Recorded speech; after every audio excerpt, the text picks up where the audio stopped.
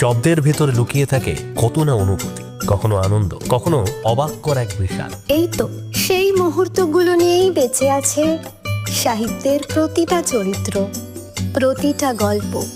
আমরা সেই অনুভূতিগুলোকে আবার ছুঁয়ে দেখি, ঠিক যেমন একসময় ছুঁয়েছিলাম রূপকথার পাতায়। চলুন আবার ডুব দিই গল্পের জগতে, যেখানে প্রতিটা শব্দ আপনাকে নিয়ে যায় এক নতুন অনুভবে। সাহিত্যম, শব্দের ভিতর গল্প আর গল্পের ভেতর জীবন।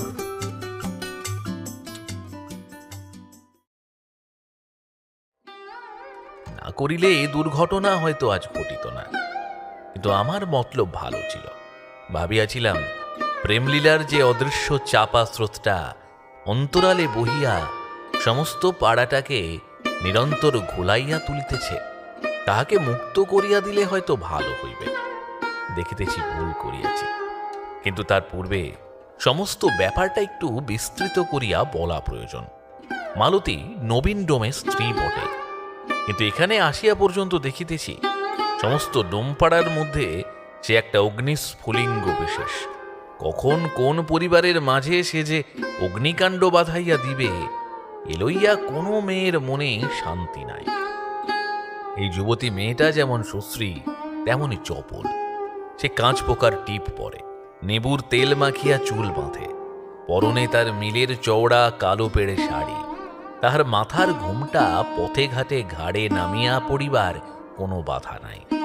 এ মুখরা মেয়েটাকে মুখের সামনে বলিবার কাহারও সাহস নাই, কিন্তু অগোচরে তাহার নামের সঙ্গে যে বিশেষণ পাড়ার মেয়েরা যোগ করিয়া দেয়, তাহা লেখা চলে না। প্রথমে নাকি মালতী নবীনের ঘর করিতে চাহে নাই, বাপের বাড়িতেই থাকিত। বলিত ও আমাকে খাওয়াবে কি, এবং সেই ধিক্কারেই নাকি নবীন দেশত্যাগী হইয়া কোথায় কোন শহরে গিয়া পিয়াদাগিরি চাকরি করিয়া বছরখানেক হইল গ্রামে ফিরিয়াছে। আসিবার সময় মালতীর রূপার পইচা, মিহি সুতার শাড়ি, রেশমের ফিতা, এক বোতল গোলাপ জল এবং একটা টিনের তোড়ঙ্গ সঙ্গে আনিয়াছে, এবং এইগুলির পরিবর্তে স্ত্রীকে শুধু ঘরে আনা নয়, তার হৃদয় পর্যন্ত অধিকার করিয়াছিল।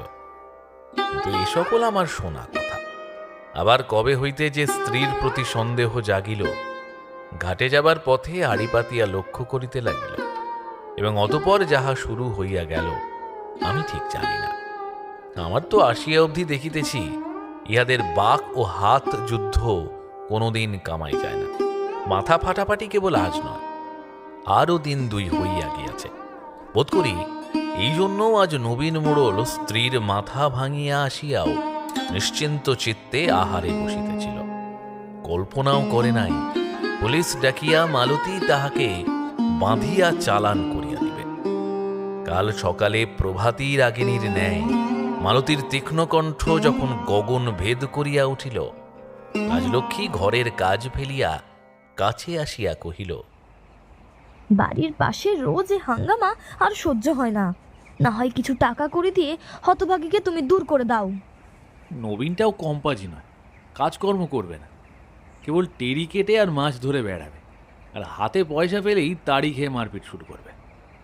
বলা বাহুল্য এ সকল সে শহরে শিখে আসিয়াছিল।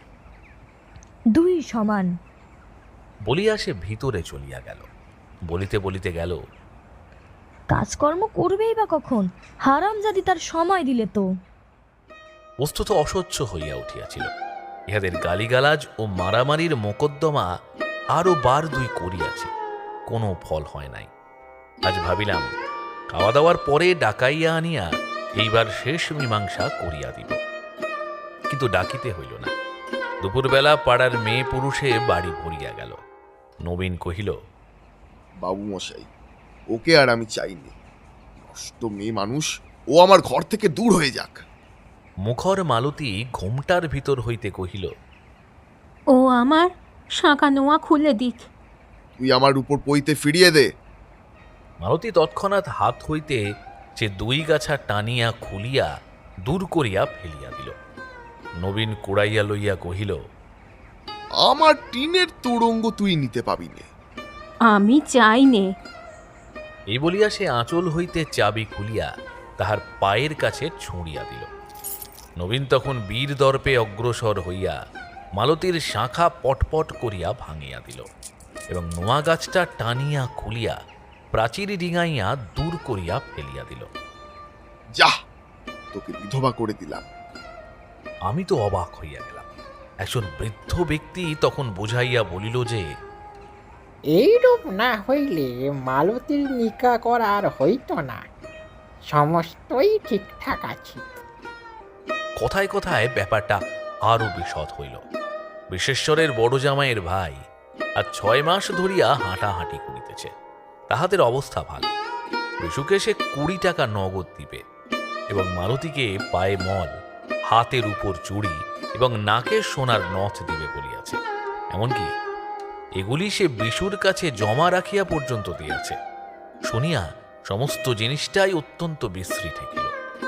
কিছুদিন হইতে যে একটা কদর্য ষড়যন্ত্র চলিতেছিল তাহা নিঃসন্দেহ, এবং না জানিয়া হয়তো আমি তাহার সাহায্যই করিলাম। আমি তো এই চাই শহরে গিয়ে এবার মজা করে চাকরি করব, তোর মতো অমন 10 ঘন্টা বিয়ে করব। রাঙামাটির হরিমোড়ল তো তার মেয়ের জন্য সাথাসাথি করছে, তার পায়ের নখেও তুই লাগিস নে। এই বলিয়া সে তাহার রূপার পৈঁচা ও তোড়ঙ্গের চাবি ট্যাঁকে গুঁজিয়া চলিয়া গেল। এই আস্ফালন সত্ত্বেও কিন্তু তাহার মুখ দেখিয়া মনে হইল না যে তাহার শহরের চাকরি কিংবা হরিমোড়লের মেয়ে কোনোটার আশাই তাহার ভবিষ্যৎকে উজ্জ্বল করিয়া ধরিয়াছে। রতন আসিয়া কহিল, বাবু, মা বলেছেন সব নোংরা কাণ্ড বাড়ি থেকে বিদায় করুন। আমাকে করিতে কিছু হইল না। বিশ্বেশ্বর মোড়ল তার মেয়েকে লইয়া উঠিয়া দাঁড়াইল, কিন্তু পাছে আমার পায়ের ধুলো লইতে আসে এই ভয়ে তাড়াতাড়ি গিয়া ঘরে ঢুকিলাম। ভাবিবার চেষ্টা করিলাম, যাক, যা হইল তা ভালোই হইল। মন যখন ভাঙিয়াছে এবং উপায় যখন আছে, তখন ব্যর্থ আক্রোশে নিত্য নিয়ত মারামারি কাটাকাটি করিয়া ঘর করার চেয়ে ভালো।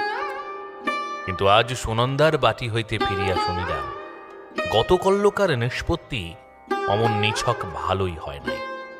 সদ্য বিধবা মালতীর উপর নবীন স্বামিত্বের দাবি দেওয়া সম্পূর্ণ পরিত্যাগ করিলেও মারপিটের অধিকার ছাড়ে নাই। যে এ পাড়া হইতে ও পাড়ায় গিয়া হয়তো সমস্ত সকালটা লুকাইয়া অপেক্ষা করিয়াছে এবং একসময়ে একাকী পাইয়া বিষম কাণ্ড করিয়া আসিয়াছে। কিন্তু মেয়েটাই বা গেল কোথায়? সূর্য অস্ত গেল।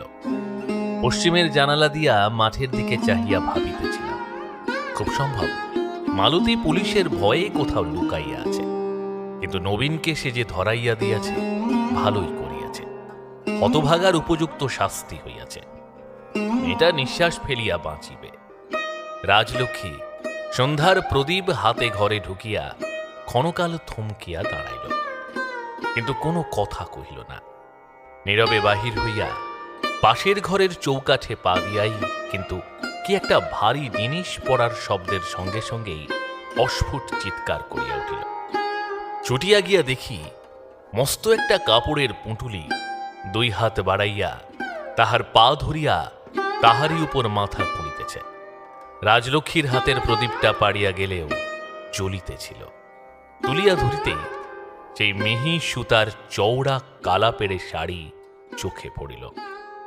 এ মালতী, হতভাগী, সন্ধ্যাবেলায় আমায় ছুলি!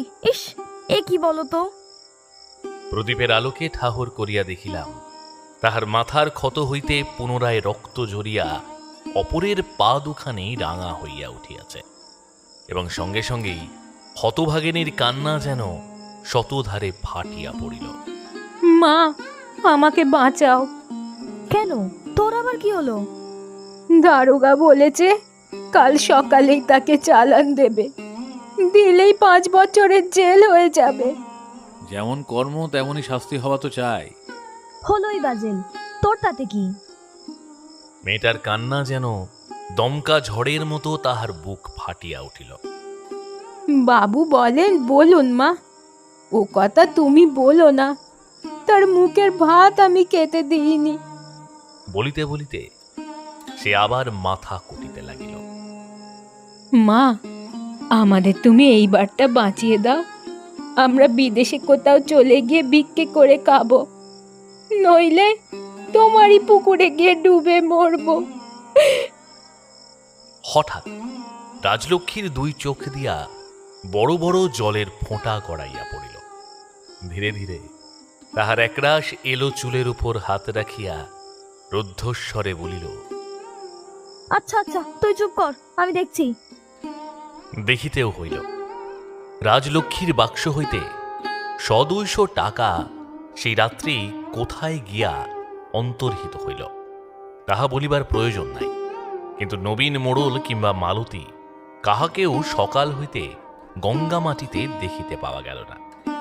তাহাদের সম্বন্ধে সবাই ভাবিল, যাক, বাঁচা গেল। রাজলক্ষ্মীর তুচ্ছ কথায় মন দিবার সময় ছিল না। সে উহাদের 2-4 দিনেই বিস্মৃত হইল। মনে পড়িলেও কি যে মনে করিত সেই জানে। তবে পাড়া হইতে যে একটা পাপ বিদায় হইয়াছে তাহা অনেকেই ভাবিত। কেবল রতন খুশি হইল না। সে বুদ্ধিমান, সহজে মনের কথা ব্যক্ত করে না। কিন্তু তাহার মুখ দেখিয়া মনে হইত জিনিসটা যে একেবারেই পছন্দ করে নাই। তাহার মধ্যস্থ হইবার, কর্তৃত্ব করিবার সুযোগ গেল, ঘরের টাকা গেল।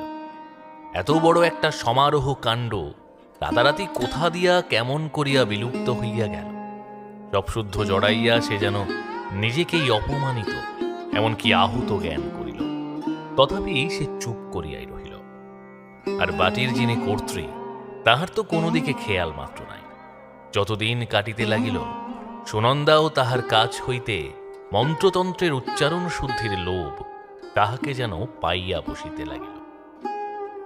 কোনোদিন তথায় যাওয়ার তাহার বিরাম ছিল না। সেখানে সে কি পরিমাণে যে ধর্মতত্ত্ব জ্ঞান লাভ করিতেছিল তাহা আমি জানিব কি করিয়া।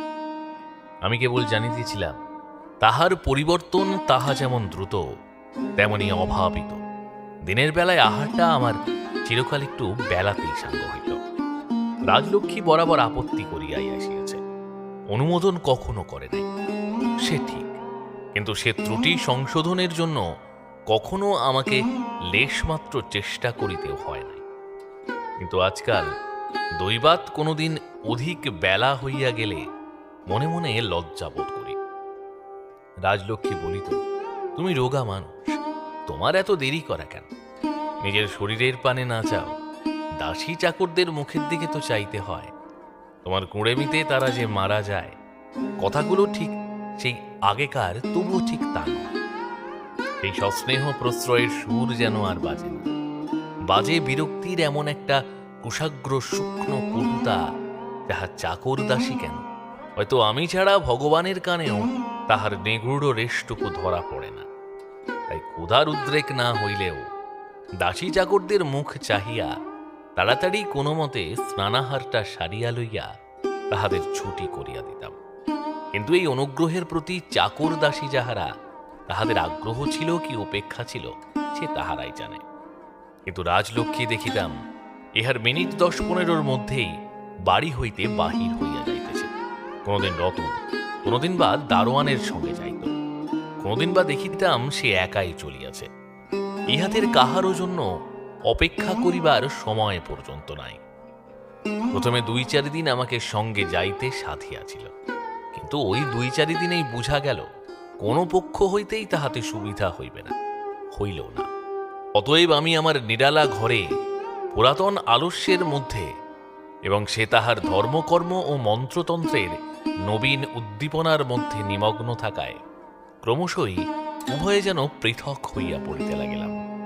আমার খোলা জানালা দিয়া দেখিতে পাইতাম যে রৌদ্রতপ্ত শুষ্ক মাঠের পথ দিয়া দ্রুত পদক্ষেপে মাঠ পার হইয়া যাইতেছে।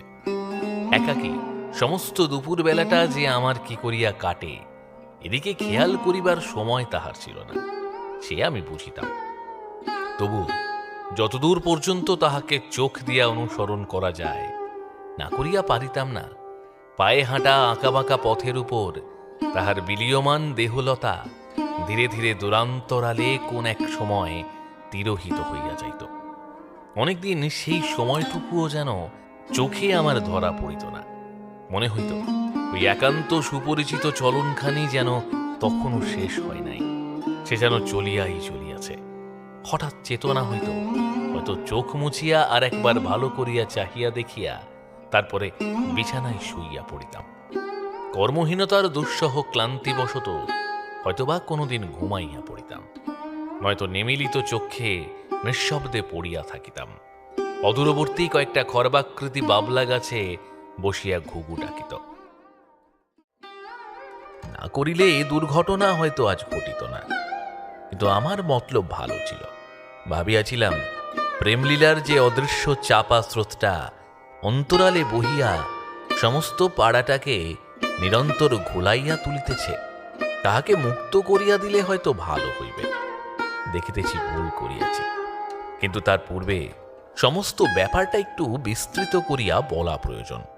মালতী নবীন ডোমের স্ত্রী বটে, কিন্তু এখানে আসিয়া পর্যন্ত দেখিতেছি সমস্ত ডোমপাড়ার মধ্যে সে একটা অগ্নিস্ফুলিঙ্গ বিশেষ। কখন কোন পরিবারের মাঝে সে যে অগ্নিকাণ্ড বাঁধাইয়া দিবে এ লইয়া কোনো মেয়ের মনে শান্তি নাই। এই যুবতী মেয়েটা যেমন সুশ্রী তেমনই চপল। সে কাঁচ পোকার টিপ পরে, নেবুর তেল মাখিয়া চুল বাঁধে, পরনে তার মিলের চওড়া কালো পেড়ে শাড়ি। তাহার মাথার ঘুমটা পথে ঘাটে ঘাড়ে নামিয়া পড়িবার কোনো বাধা নাই। এ মুখরা মেয়েটাকে মুখের সামনে বলিবার কাহারও সাহস নাই, কিন্তু অগোচরে তাহার নামের সঙ্গে যে বিশেষণ পাড়ার মেয়েরা যোগ করিয়া দেয় তাহা লেখা চলে না। প্রথমে নাকি মালতী নবীনের ঘর করিতে চাহে নাই, বাপের বাড়িতেই থাকিত। বলিত ও আমাকে খাওয়াবে কি, এবং সেই ধিক্কারেই নাকি নবীন দেশত্যাগী হইয়া কোথায় কোন শহরে গিয়া পিয়াদাগিরি চাকরি করিয়া বছরখানেক হইল গ্রামে ফিরিয়াছে। আসিবার সময় মালতীর রূপার পইঁচা, মিহি সুতার শাড়ি, রেশমের ফিতা, এক বোতল গোলাপ জল এবং একটা টিনের তোড়ঙ্গ সঙ্গে আনিয়াছে, এবং এইগুলির পরিবর্তে স্ত্রীকে শুধু ঘরে আনা নয়, তার হৃদয় পর্যন্ত অধিকার করিয়াছিল। কিন্তু এ সকল আমার শোনা কথা। আবার কবে হইতে যে স্ত্রীর প্রতি সন্দেহ জাগিল, ঘাটে যাবার পথে আড়ি পাতিয়া লক্ষ্য করিতে লাগিল, এবং অতঃপর যাহা শুরু হইয়া গেল আমি ঠিক জানি না। আমার তো আসিয়া অবধি দেখিতেছি ইহাদের বাক ও হাত যুদ্ধ কোনোদিন কামাই যায় না। মাথা ফাটাফাটি কেবল আজ নয়, আরও দিন দুই হইয়া গিয়াছে। বোধ করি এই জন্য আজ নবীন মোড়ল স্ত্রীর মাথা ভাঙিয়া আসিয়াও নিশ্চিন্ত চিত্তে আহারে বসিতেছিল। কল্পনাও করে নাই পুলিশ ডাকিয়া মালতী তাহাকে বাঁধিয়া চালান করিয়া দিবে। কাল সকালে প্রভাতী রাগিনীর ন্যায় মালতীর তীক্ষ্ণ কণ্ঠ যখন গগন ভেদ করিয়া উঠিল, রাজলক্ষ্মী ঘরের কাজ ফেলিয়া কাছে আসিয়া কহিল, বাড়ির পাশে রোজ এ হাঙ্গামা আর সহ্য হয় না। না হয় কিছু টাকা করে দিয়ে হতভাগীকে তুমি দূর করে দাও। নবীনটাও কম্পাজি নয়, কাজকর্ম করবে না, কেবল টেরি কেটে আর মাছ ধরে বেড়াবে, আর হাতে পয়সা পেলেই তাড়ি খেয়ে মারপিট শুরু করবে। বলা বাহুল্য এ সকল সে শহরে শিখে আসিয়াছিল। দুই সমান। বলিয়া সে ভিতরে চলিয়া গেল। বলিতে বলিতে গেল, কাজকর্ম করবেই বা কখন? হারামজাদি তার সময় দিলে তো। বস্তুত অসহ্য হইয়া উঠিয়াছিল। ইহাদের গালিগালাজ ও মারামারির মোকদ্দমা আরো বার দুই করিয়াছে, কোনো ফল হয় নাই। আজ ভাবিলাম খাওয়া দাওয়ার পরে ডাকাইয়া আনিয়া এইবার শেষ মীমাংসা করিয়া দিব, কিন্তু ডাকিতে হইল না। দুপুরবেলা পাড়ার মেয়ে পুরুষে বাড়ি ভরিয়া গেল। নবীন কহিল, বাবু মশাই, ওকে আর আমি চাইনি। নষ্ট মেয়ে মানুষ, ও আমার ঘর থেকে দূর হয়ে যাক। মুখর মালতী ঘোমটার ভিতর হইতে কহিল, ও আমার শাঁকা নোয়া খুলে দিক। তুই আমার উপর পইতে ফিরিয়ে দে। মালতী তৎক্ষণাৎ হাত হইতে সে দুই গাছা টানিয়া খুলিয়া দূর করিয়া ফেলিয়া দিল।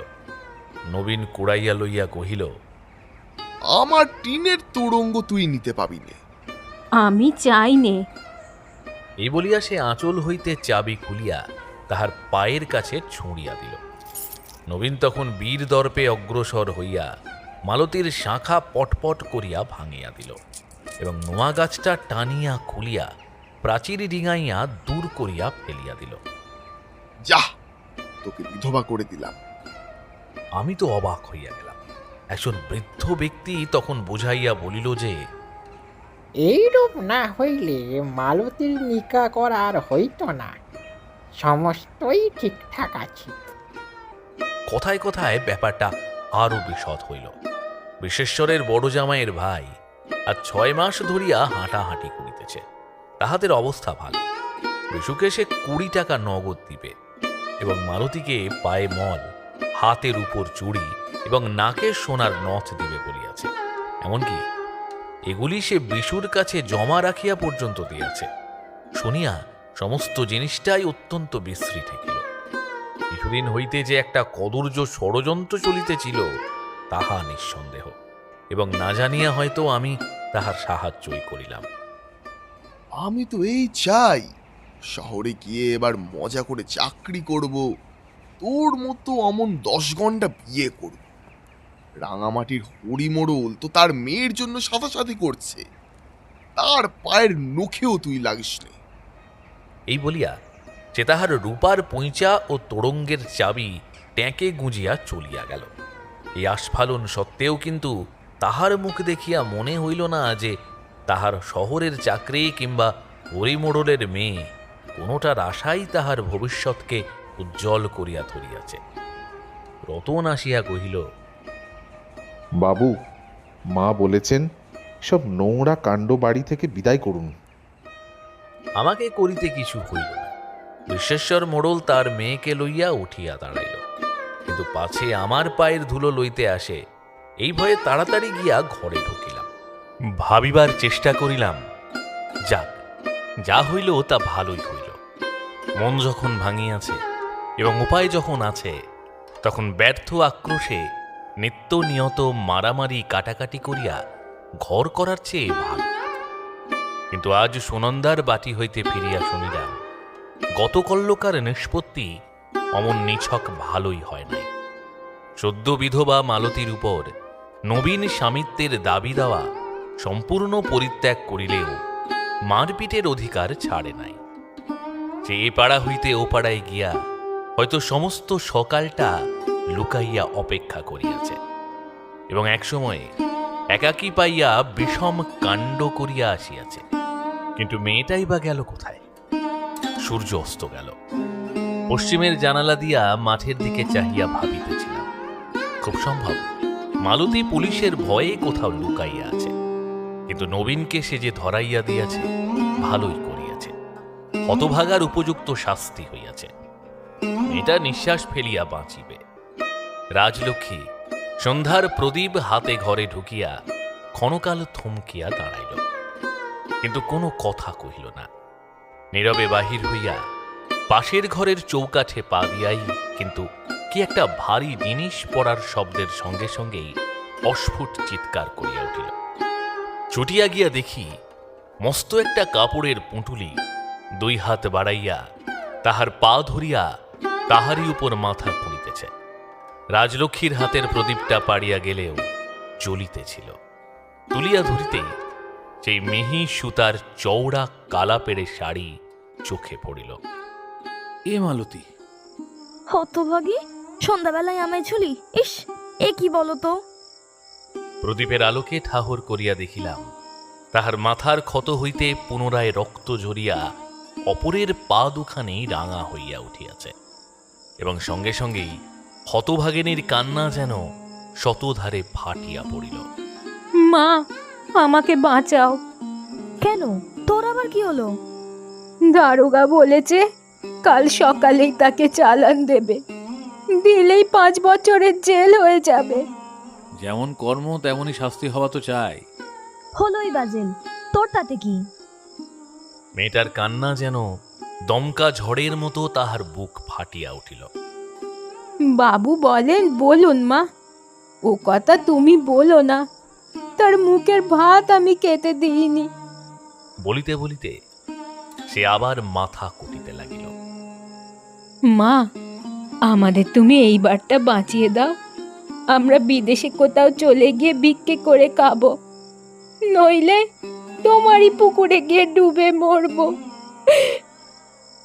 হঠাৎ রাজলক্ষ্মীর দুই চোখ দিয়া বড় বড় জলের ফোঁটা গড়াইয়া পড়িল। ধীরে ধীরে তাহার একরাশ এলো চুলের উপর হাত রাখিয়া রুদ্ধস্বরে বলিল, আচ্ছা আচ্ছা, তুই চুপ কর, আমি দেখছি। দেখিতেও হইল রাজলক্ষ্মীর বাক্স হইতে 100-200 টাকা সেই রাত্রি কোথায় গিয়া অন্তর্হিত হইল তাহা বলিবার প্রয়োজন নাই। কিন্তু নবীন মোড়ল কিংবা মালতী কাহাকেও সকাল হইতে গঙ্গা মাটিতে দেখিতে পাওয়া গেল না। তাহাদের সম্বন্ধে সবাই ভাবিল, যাক, বাঁচা গেল। রাজলক্ষ্মীর তুচ্ছ কথায় মন দিবার সময় ছিল না। সে উহাদের 2-4 দিনেই বিস্মৃত হইল। মনে পড়িলেও কি যে মনে করিত সেই জানে।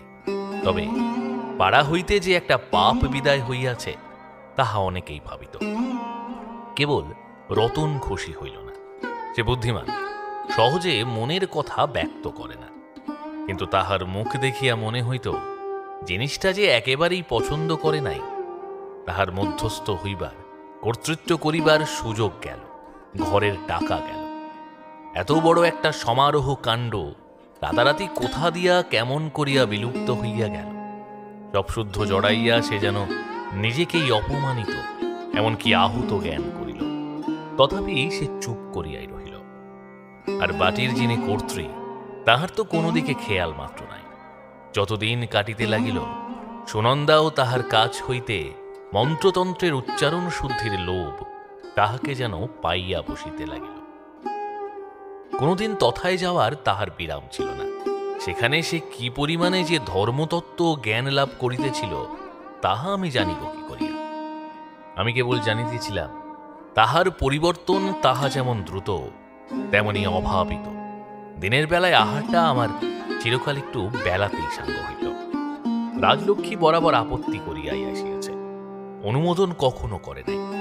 সে ঠিক, কিন্তু সে ত্রুটি সংশোধনের জন্য কখনো আমাকে লেশমাত্র চেষ্টা করিতেও হয় নাই। কিন্তু আজকাল দৈবাত কোনোদিন অধিক বেলা হইয়া গেলে মনে মনে লজ্জা বোধ করি। রাজলক্ষ্মী বলিত, তুমি রোগা মানুষ, তোমার এত দেরি করা কেন? নিজের শরীরের পানে না চাও, দাসী চাকরদের মুখের দিকে তো চাইতে হয়। তোমার কুঁড়েমিতে তারা যে মারা যায়, কথাগুলো ঠিক সেই আগেকার, তবুও ঠিক তা নয়। সেই সস্নেহ প্রশ্রয়ের সুর যেন আর বাজে না। বাজে বিরক্তির এমন একটা কুশাগ্র শুকনো কটুতা, যাহা চাকর দাসী কেন, হয়তো আমি ছাড়া ভগবানের কানেও তাহার নেগুড়ো রেশটুকু ধরা পড়ে না। তাই ক্ষুধার উদ্রেক না হইলেও দাসী চাকরদের মুখ চাহিয়া তাড়াতাড়ি কোনো মতে স্নানাহারটা সারিয়া লইয়া তাহাদের ছুটি করিয়া দিতাম। কিন্তু এই অনুগ্রহের প্রতি চাকর দাসী যাহারা, তাহাদের আগ্রহ ছিল কি উপেক্ষা ছিল সে তাহারাই জানে। কিন্তু রাজলক্ষ্মী দেখিতাম ইহার মিনিট 10-15 মধ্যেই বাড়ি হইতে বাহির হইয়া যাইতেছে। কোনোদিন রতন, কোনোদিন বা দারোয়ানের সঙ্গে যাইত, কোনোদিন বা দেখিতাম সে একাই চলিয়াছে। ইহাদের কাহারও জন্য অপেক্ষা করিবার সময় পর্যন্ত নাই। প্রথমে 2-4 দিন আমাকে সঙ্গে যাইতে সাধিয়াছিল, কিন্তু ওই 2-4 দিনেই বুঝা গেল কোনো পক্ষ হইতেই তাহাতে সুবিধা হইবে না, হইলও না। অতএব আমি আমার নিরালা ঘরে পুরাতন আলস্যের মধ্যে, এবং সে তাহার ধর্মকর্ম ও মন্ত্রতন্ত্রের নবীন উদ্দীপনার মধ্যে নিমগ্ন থাকায় ক্রমশই উভয়ে যেন পৃথক হইয়া পড়িতে লাগিলাম। আমার খোলা জানালা দিয়া দেখিতে পাইতাম যে রৌদ্রতপ্ত শুষ্ক মাঠের পথ দিয়া দ্রুত পদক্ষেপে মাঠ পার হইয়া যাইতেছে। একাকী সমস্ত দুপুর বেলাটা যে আমার কি করিয়া কাটে, এদিকে খেয়াল করিবার সময় তাহার ছিল না, সে আমি বুঝিতাম। তবু যতদূর পর্যন্ত তাহাকে চোখ দিয়া অনুসরণ করা যায়, না করিয়া পারিতাম না। পায়ে হাঁটা আঁকাবাঁকা পথের উপর তাহার বিলীয়মান দেহলতা ধীরে ধীরে দূরান্তরালে কোন এক সময় তিরোহিত হইয়া যাইত। অনেকদিন সেই সময়টুকুও যেন চোখে আমার ধরা পড়িত না। মনে হইত ওই একান্ত সুপরিচিত চলনখানি যেন তখনও শেষ হয় নাই, সে যেন চলিয়াছে। হঠাৎ চেতনা হইত, হয়তো চোখ মুছিয়া আর একবার ভালো করিয়া চাহিয়া দেখিয়া তারপরে বিছানায় শুইয়া পড়িতাম। কর্মহীনতার দুঃসহ ক্লান্তিবশত হয়তোবা কোনোদিন ঘুমাইয়া পড়িতাম, নয়তো নিমিলিত চক্ষে নিঃশব্দে পড়িয়া থাকিতাম। অদূরবর্তী কয়েকটা খর্বাকৃতি বাবলা গাছে বসিয়া ঘুঘু ডাকিত। আমার জবাব শুনিয়া কুশারী গৃহিণী বিহবলের মতো চাহিয়া থাকিয়া শেষে কহিলেন, এই বিচারই যদি করে তাহলে আমার বলবার আর কিছু নেই, মনিবের কাছে নালিশ জানাবারও কিছু নেই। আমি উঠলাম। দেখুন, এর চেয়ে বরঞ্চ আপনার মনিব ঠাকুরকে জানান, তিনি হয়তো সকল কথা বুঝতেও পারবেন, আপনার উপকারও করতে পারবেন। আর আমি কাউকে বলতেও চাই না, আমার উপকার করেও কারো কাজ নেই। এই বলিয়া তিনি সহসা অঞ্চলে চোখ মুছিয়া বলিলেন, আগে আগে কর্তা বলতেন 2 মাস যাক আপনি ফিরে আসবে, তারপরে সাহস দিতেন থাকো না আরো মাস 2 চেপে, সব শুধরে যাবে। কিন্তু এমনি করে মিথ্যে আশায় প্রায় বছর ঘুরে গেল।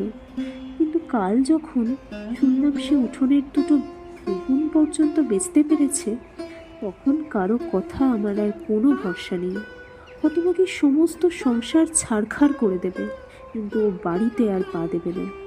বাবু, মেয়ে মানুষে যে এমন শক্ত পাষাণ হতে পারে আমি স্বপ্নেও ভাবিনি। কর্তা ওকে কোনোদিনও চিনতে পারেননি, কিন্তু আমি চিনেছিলাম। প্রথম ওর তার নাম করে লুকিয়ে লুকিয়ে জিনিসপত্র পাঠাতাম। উনি বলতেন সুনন্দা জেনে শুনেই নেয়, কিন্তু অমন করলে তাদের চৈতন্য হবে না। আমি ভাবতাম হবেও বা, কিন্তু একদিন সব ভুল ভেঙে গেল। কি করে সে জানতে পারে? যতদিন যা কিছু দিয়েছি একটা লোকের মাথায় সমস্ত টান মেরে আমার উঠোনের মাঝখানে ফেলে দিয়ে গেল। তাতে কর্তার তবুও চৈতন্য হলো না, হলো আমার। এতক্ষণে আমি তার মনের কথাটা ঠিক বুঝিতে পারিলাম। এখন আপনি কি করতে চান? আচ্ছা, তাঁরা কি আপনাদের বিরুদ্ধে কোনো কথা বা কোনো প্রকার শত্রুতা করবার চেষ্টা করেন? কুশারী গৃহিণী আর এক দফা কাঁদিয়া ফেলিয়া কপালে করাঘাত করিয়া কহিলেন, পোড়া কপাল, তাহলে তো একটা উপায় হতো। সে আমাদের এমনই ত্যাগ করেছে, কোনোদিনও যেন আমাদের চোখেও দেখেনি, নামও শোনেনি। এমনই কঠিন, এমনই পাষাণ মেয়ে। আমাদের দুজনকে সুনন্দা তার বাপ মায়ের বেশি ভালোবাসত, কিন্তু যেদিন থেকে শুনেছে তার ভাসুরের বিষয় পাপের বিষয়, সেই দিন থেকে তার সমস্ত মন যেন একেবারে পাথর হয়ে গেছে। স্বামী পুত্র নিয়ে সে দিনের পর দিন শুকিয়ে মরবে, তবু এর পরাক্রান্তি ছোবে না। কিন্তু এত বড় সম্পত্তি কি আমরা ফেলে দিতে পারি বাবু? সে যেমন দয়ামায়াহীন, ছেলে পুলে নিয়ে না খেয়েও মরতে পারে, কিন্তু আমরা তো তা পারি নে। কি জবাব দিব ভাবিয়া পাইলাম না, শুধু আস্তে আস্তে কহিলাম, আশ্চর্য মেয়ে মানুষ। বেলা পড়িয়া আসিতেছিল। কুশারী গৃহিণী নীরবে কেবল ঘাড়ে নাড়িয়া সাই দিয়া উঠিয়া দাঁড়াইলেন, কিন্তু হঠাৎ 2 হাত জোড় করিয়া বলিয়া ফেলিলেন, সত্যি বলছি বাবু, এদের মাঝে পড়ে আমার বুকখানা যেন ফেটে যেতে চায়। কিন্তু শুনতে পাই আজকাল সে মার নাকি বড় বাধ্য। কোনো একটা উপায় হয় না? আমি যে আর সইতে পারি নে। আমি চুপ করিয়া রহিলাম। তিনিও আর কিছু বলিতে পারিলেন না। তেমনি অশ্রু মুছিতে মুছিতে নিঃশব্দে বাহির হইয়া গেলেন। মানুষের পরকালের চিন্তার মধ্যে নাকি পরের চিন্তার ঠাঁই নাই। না হইলে আমার খাওয়া পড়ার চিন্তা রাজলক্ষ্মী পরিত্যাগ করিতে পারে, এত বড় বিস্ময় সংসারে আর কি আছে? এই গঙ্গা মাটিতে আমরা কতদিনই বা আসিয়াছি, এই কটা দিনের মধ্যেই হঠাৎ সে কত দূরেই না সরিয়া গেল। আমার খাবার কথা জিজ্ঞেস করিতে আসে এখন বামন ঠাকুর, আমাকে খাওয়াইতে বসে রতন। এক পক্ষে বাঁচিয়াছি, সে দুর্লঙ্ঘ পীড়াপিড়ি আর নাই। রোগা শরীরে 11টার মধ্যে না খাইলে এখন আর অসুখ করে না। এখন যেমন ইচ্ছা যখন ইচ্ছা খাই। শুধু রতনের পুনঃ উত্তেজনায় ও বামন ঠাকুরের শখেদ আত্মভ্রৎসনায় স্বল্পাহারের বড় সুযোগ পাই না। সে বেচারা ম্লান মুখে কেবলই মনে করিতে থাকে, তাহারই রান্নার দোষে আমার খাওয়া কোনো মতে ইহাদের সন্তুষ্ট করিয়া বিছানায় গিয়া বসি। সম্মুখের সেই খোলা জানালা আর ঊষর প্রান্তরের তীব্র তপ্ত হাওয়া, মধ্যাহ্নের দীর্ঘ দিনমান কেবলমাত্র এই ছায়াহীন শুষ্কতার প্রতি চাহিয়া চাহিয়া যখন আর কাটিতে চাহিত না, তখন একটা প্রশ্ন সবচেয়ে আমার বেশি মনে পড়িত। সে আমাদের সম্বন্ধের কথাটা ভালো আমাকে সে আজও বাসে। ইহলোকে আমি তার একান্ত আপনা, কিন্তু লোকান্তরে তার কাছে আমি তার বড়ই পর। তাহার ধর্মজীবনের আমি যে সঙ্গী নই, সেখানে আমাকে দাবি করিবার যে তাহার কোনো দলিল নাই। হিন্দু ঘরের মেয়ে হইয়া এ কথা সে ভুলে নাই। এই পৃথিবীটাই শুধু নয়, ইহারও অতীত যে স্থানটা আছে, পাথেও তাহার শুধু আমাকে কেবল ভালোবাসিয়াই অর্জন করা যাইবে না, এ সংশয় বোধ করি খুব বড় করিয়াই তাহার মনে উঠিয়াছে। সে রহিল এই লইয়া, আর আমার দিনগুলা কাটিতে লাগিল এমনি করিয়া, কর্মহীন উদ্দেশ্যহীন জীবনের দিবারম্ভ হয় শ্রান্তিতে, অবসান হয় অবসন্ন গ্লানিতে। নিজের আয়ুষ্কালটাকে নিজের হাত দিয়া প্রতিনিয়ত হত্যা করিয়া চলা ব্যতীত সংসারে আর যেন আমার কিছু করার নাই। রতন আসিয়া মাঝে মাঝে তামাক দিয়া যায়, সময় হইলে চা আনিয়া দেয়, কিছু বলে না, কিন্তু মুখ দেখিয়া তাহার বোধ হয় সে পর্যন্ত আমাকে যেন কৃপার চক্ষে দেখিতে শুরু করিয়াছে।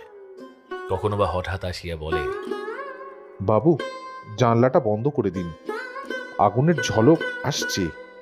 থাক। মনে হয় কত লোকের গায়ের স্পর্শ এবং কত না অচেনা লোকের তপ্ত শ্বাসের আমি যেন ভাগ পাই। হয়তো আমার সেই ছেলেবেলার বন্ধু ইন্দ্রনাথ আজিও বাঁচিয়া আছে। এই উষ্ণ বায়ু হয়তো তাহাকে এইমাত্র ছুঁইয়া আসিল। হয়তো সে আমারই মতো তাহার অনেক দিনের সুখ দুঃখের শিশু সঙ্গীটিকে স্মরণ করিতেছে। আর আমাদের উভয়ের সেই অন্নদা দিদি, ভাবিতাম হয়তো এতদিনে তাহার সকল দুঃখের সমাপ্তি ঘটিয়াছে। কখনো মনে হয় এই কোণেই তো বর্মা দেশ, বাতাসের তো বাধা নাই। কে বলিবে সমুদ্র পার করিয়া অভয়ের স্পর্শটুকু সে আমার কাছে বহিয়া আনিতেছে না? অভয়াকে মনে পড়িলে সহজে সে আমার মন ছাড়িয়া যাইতে চাইত না। রোহিণীদা এখন কাজে গিয়াছেন, আর তাহাদের ছোট্ট বাসাবাড়ির সদর দরজা বন্ধ করিয়া দিয়া ঘরের মেঝেতে বসিয়া অভয়া তাহার সেলাই লইয়া পড়িয়াছে। দিনের বেলা আমারই মতো সে ঘুমাইতে পারে না। এতদিনে হয়তো কোনো ছোট্ট শিশুর কাঁথা কিংবা ছোট বালিশের অড় কিংবা এমনই কিছু তাহার ক্ষুদ্র গৃহস্থালীর ক্ষুদ্র গৃহিণীপনা বুকের মাঝখানে গিয়া যেন তীরের মতো বিঁধে যুগযুগান্তের সঞ্চিত সংস্কার, যুগযুগান্তের ভালো মন্দ বিচারের অভিমান আমারও তো রক্তের মধ্যে প্রবহমান। কেমন করিয়া অকপটে তাহাকে দীর্ঘায়ু হও বলিয়া আশীর্বাদ করি, কিন্তু মন যে শরমে সংকোচে একেবারে ছোট হইয়া আসিতে চায়। কর্মনিরতা অভয়ার শান্ত প্রসন্ন মুখচ্ছবি আমি মনশ্চক্ষে দেখিতে পাই। তাহারই পাশে নিষ্কলঙ্ক ঘুমন্ত বালক যেন সদ্য ফোটা পদ্মের মতো শোভায় সম্পদে গন্ধে মধুতে টলটল করিতেছে। এতখানি অমৃত বস্তুর জগতে কি সত্যই প্রয়োজন ছিল না? মানব সমাজে মানব শিশুর মর্যাদা নাই, নিমন্ত্রণ নাই, স্থান নাই বলিয়াই ইহাকেই ঘৃণা ভরিয়া দূর করিয়া দিতে হইবে।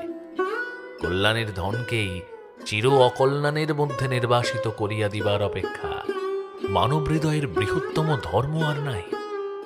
অভয়াকে আমি চিনি। এইটুকুকে পাইতে সে যে তাহার জীবনের কতখানি দিয়াছে তাহা আর কেহ না জানিলে আমি তো জানি। হৃদয়হীন বর্বরতায় কেবলমাত্র অশ্রদ্ধা ও উপহাসের দ্বারাই সংসারে সকল প্রশ্নের জবাব হয় না। ভোগ, অত্যন্ত মোটা রকমের লজ্জাকর দেহের ভোগ, তাই বটে। অভয়ার ধিক্কার দিবার কথাই বটে। বাহিরের তপ্ত বাতাসে চোখের তপ্ত অশ্রু আমার নিমেষে শুকাইত।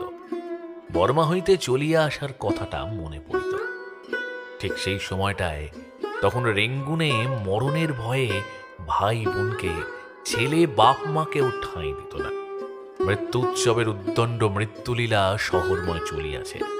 তেমনি সময়ে যখন আমি মৃত্যুদূতের কাঁধে জড়িয়া তাহার গৃহে গিয়া উপস্থিত হইলাম, তখন নূতন পাতা ঘর কন্যার মুহূর্ত তাহাকে একটা মুহূর্ত দ্বিধায় ফেলে নাই। সে কথা তো শুধু আমার আখ্যায়িকার এই কয়টা লাইন পড়িয়াই বোঝা যাইবে না, কিন্তু আমি তো জানি সে কি। আরো অনেক বেশি আমি জানি কিছুই অভয়ের কাছে কঠিন নয়। মৃত্যু সেও তাহার কাছে ছোটই। দেহের ক্ষুধা, যৌবনের পিপাসা, এইসব প্রাচীন ও মামুলি বুলি দিয়া সেই অভয় আর জবাব হয় না। পৃথিবীতে কেবলমাত্র বাহিরের ঘটনাই পাশাপাশি লম্বা করিয়া সাজাইয়া সকল হৃদয়ের জল মাপা যায় না। কাজের জন্য পুরনো মনিবের কাছে দরখাস্ত করিয়াছি, ভরসা আছে আবেদন নামঞ্জুর হইবে না। সুতরাং আবার আমাদের সাক্ষাৎ ঘটিবে।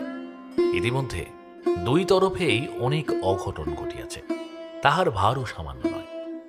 কিন্তু সে ভার সে জমা করিয়াছে আপনার অসামান্য সরলতায় ও স্বেচ্ছায়, আর আমার জমিয়া উঠিয়াছে তেমনি অসাধারণ বলহীনতায় ও ইচ্ছা শক্তির অভাবে। কি জানি ইহাদের রং ও চেহারা সেদিন মুখোমুখি কেমনতর দেখিতে হইবে। একাকী সমস্ত দিন প্রাণ যখন হাঁপাইয়া উঠিত, তখন বেলা পড়িলে একটুখানি বেড়াইতে বাহির হইতাম। ৩-৫ হইতে ইহা এক প্রকার অভ্যাসে দাঁড়াইয়াছিল। ধুলাময় যে পথটা দিয়া একদিন আমরা গঙ্গা মাটিতে আসিয়াছিলাম, সেই পথ ধরিয়া কোনো কোনো দিন অনেক দূর পর্যন্ত চলিয়া যাইতাম। অন্য মনে আজও তেমনই চলিয়াছিলাম। সহসা দেখিতে পাইলাম সম্মুখে ধুলার পাহাড় সৃষ্টি করিয়া কে একজন ঘোড়া ছুটাইয়া আসিতেছে। সভয়ে রাস্তা ছাড়িয়া নামিয়া দাঁড়াইলাম।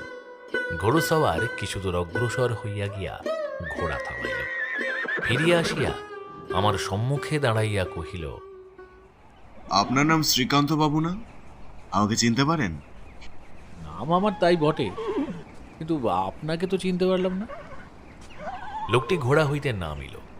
পরনে তাহার ছিন্ন ও মলিন সাহেবী পোশাক, মাথায় জরাজীর্ণ সোলার হ্যাট খুলিয়া হাতে লইয়া কহিল, আমি সতীশ ভরদ্বাজ।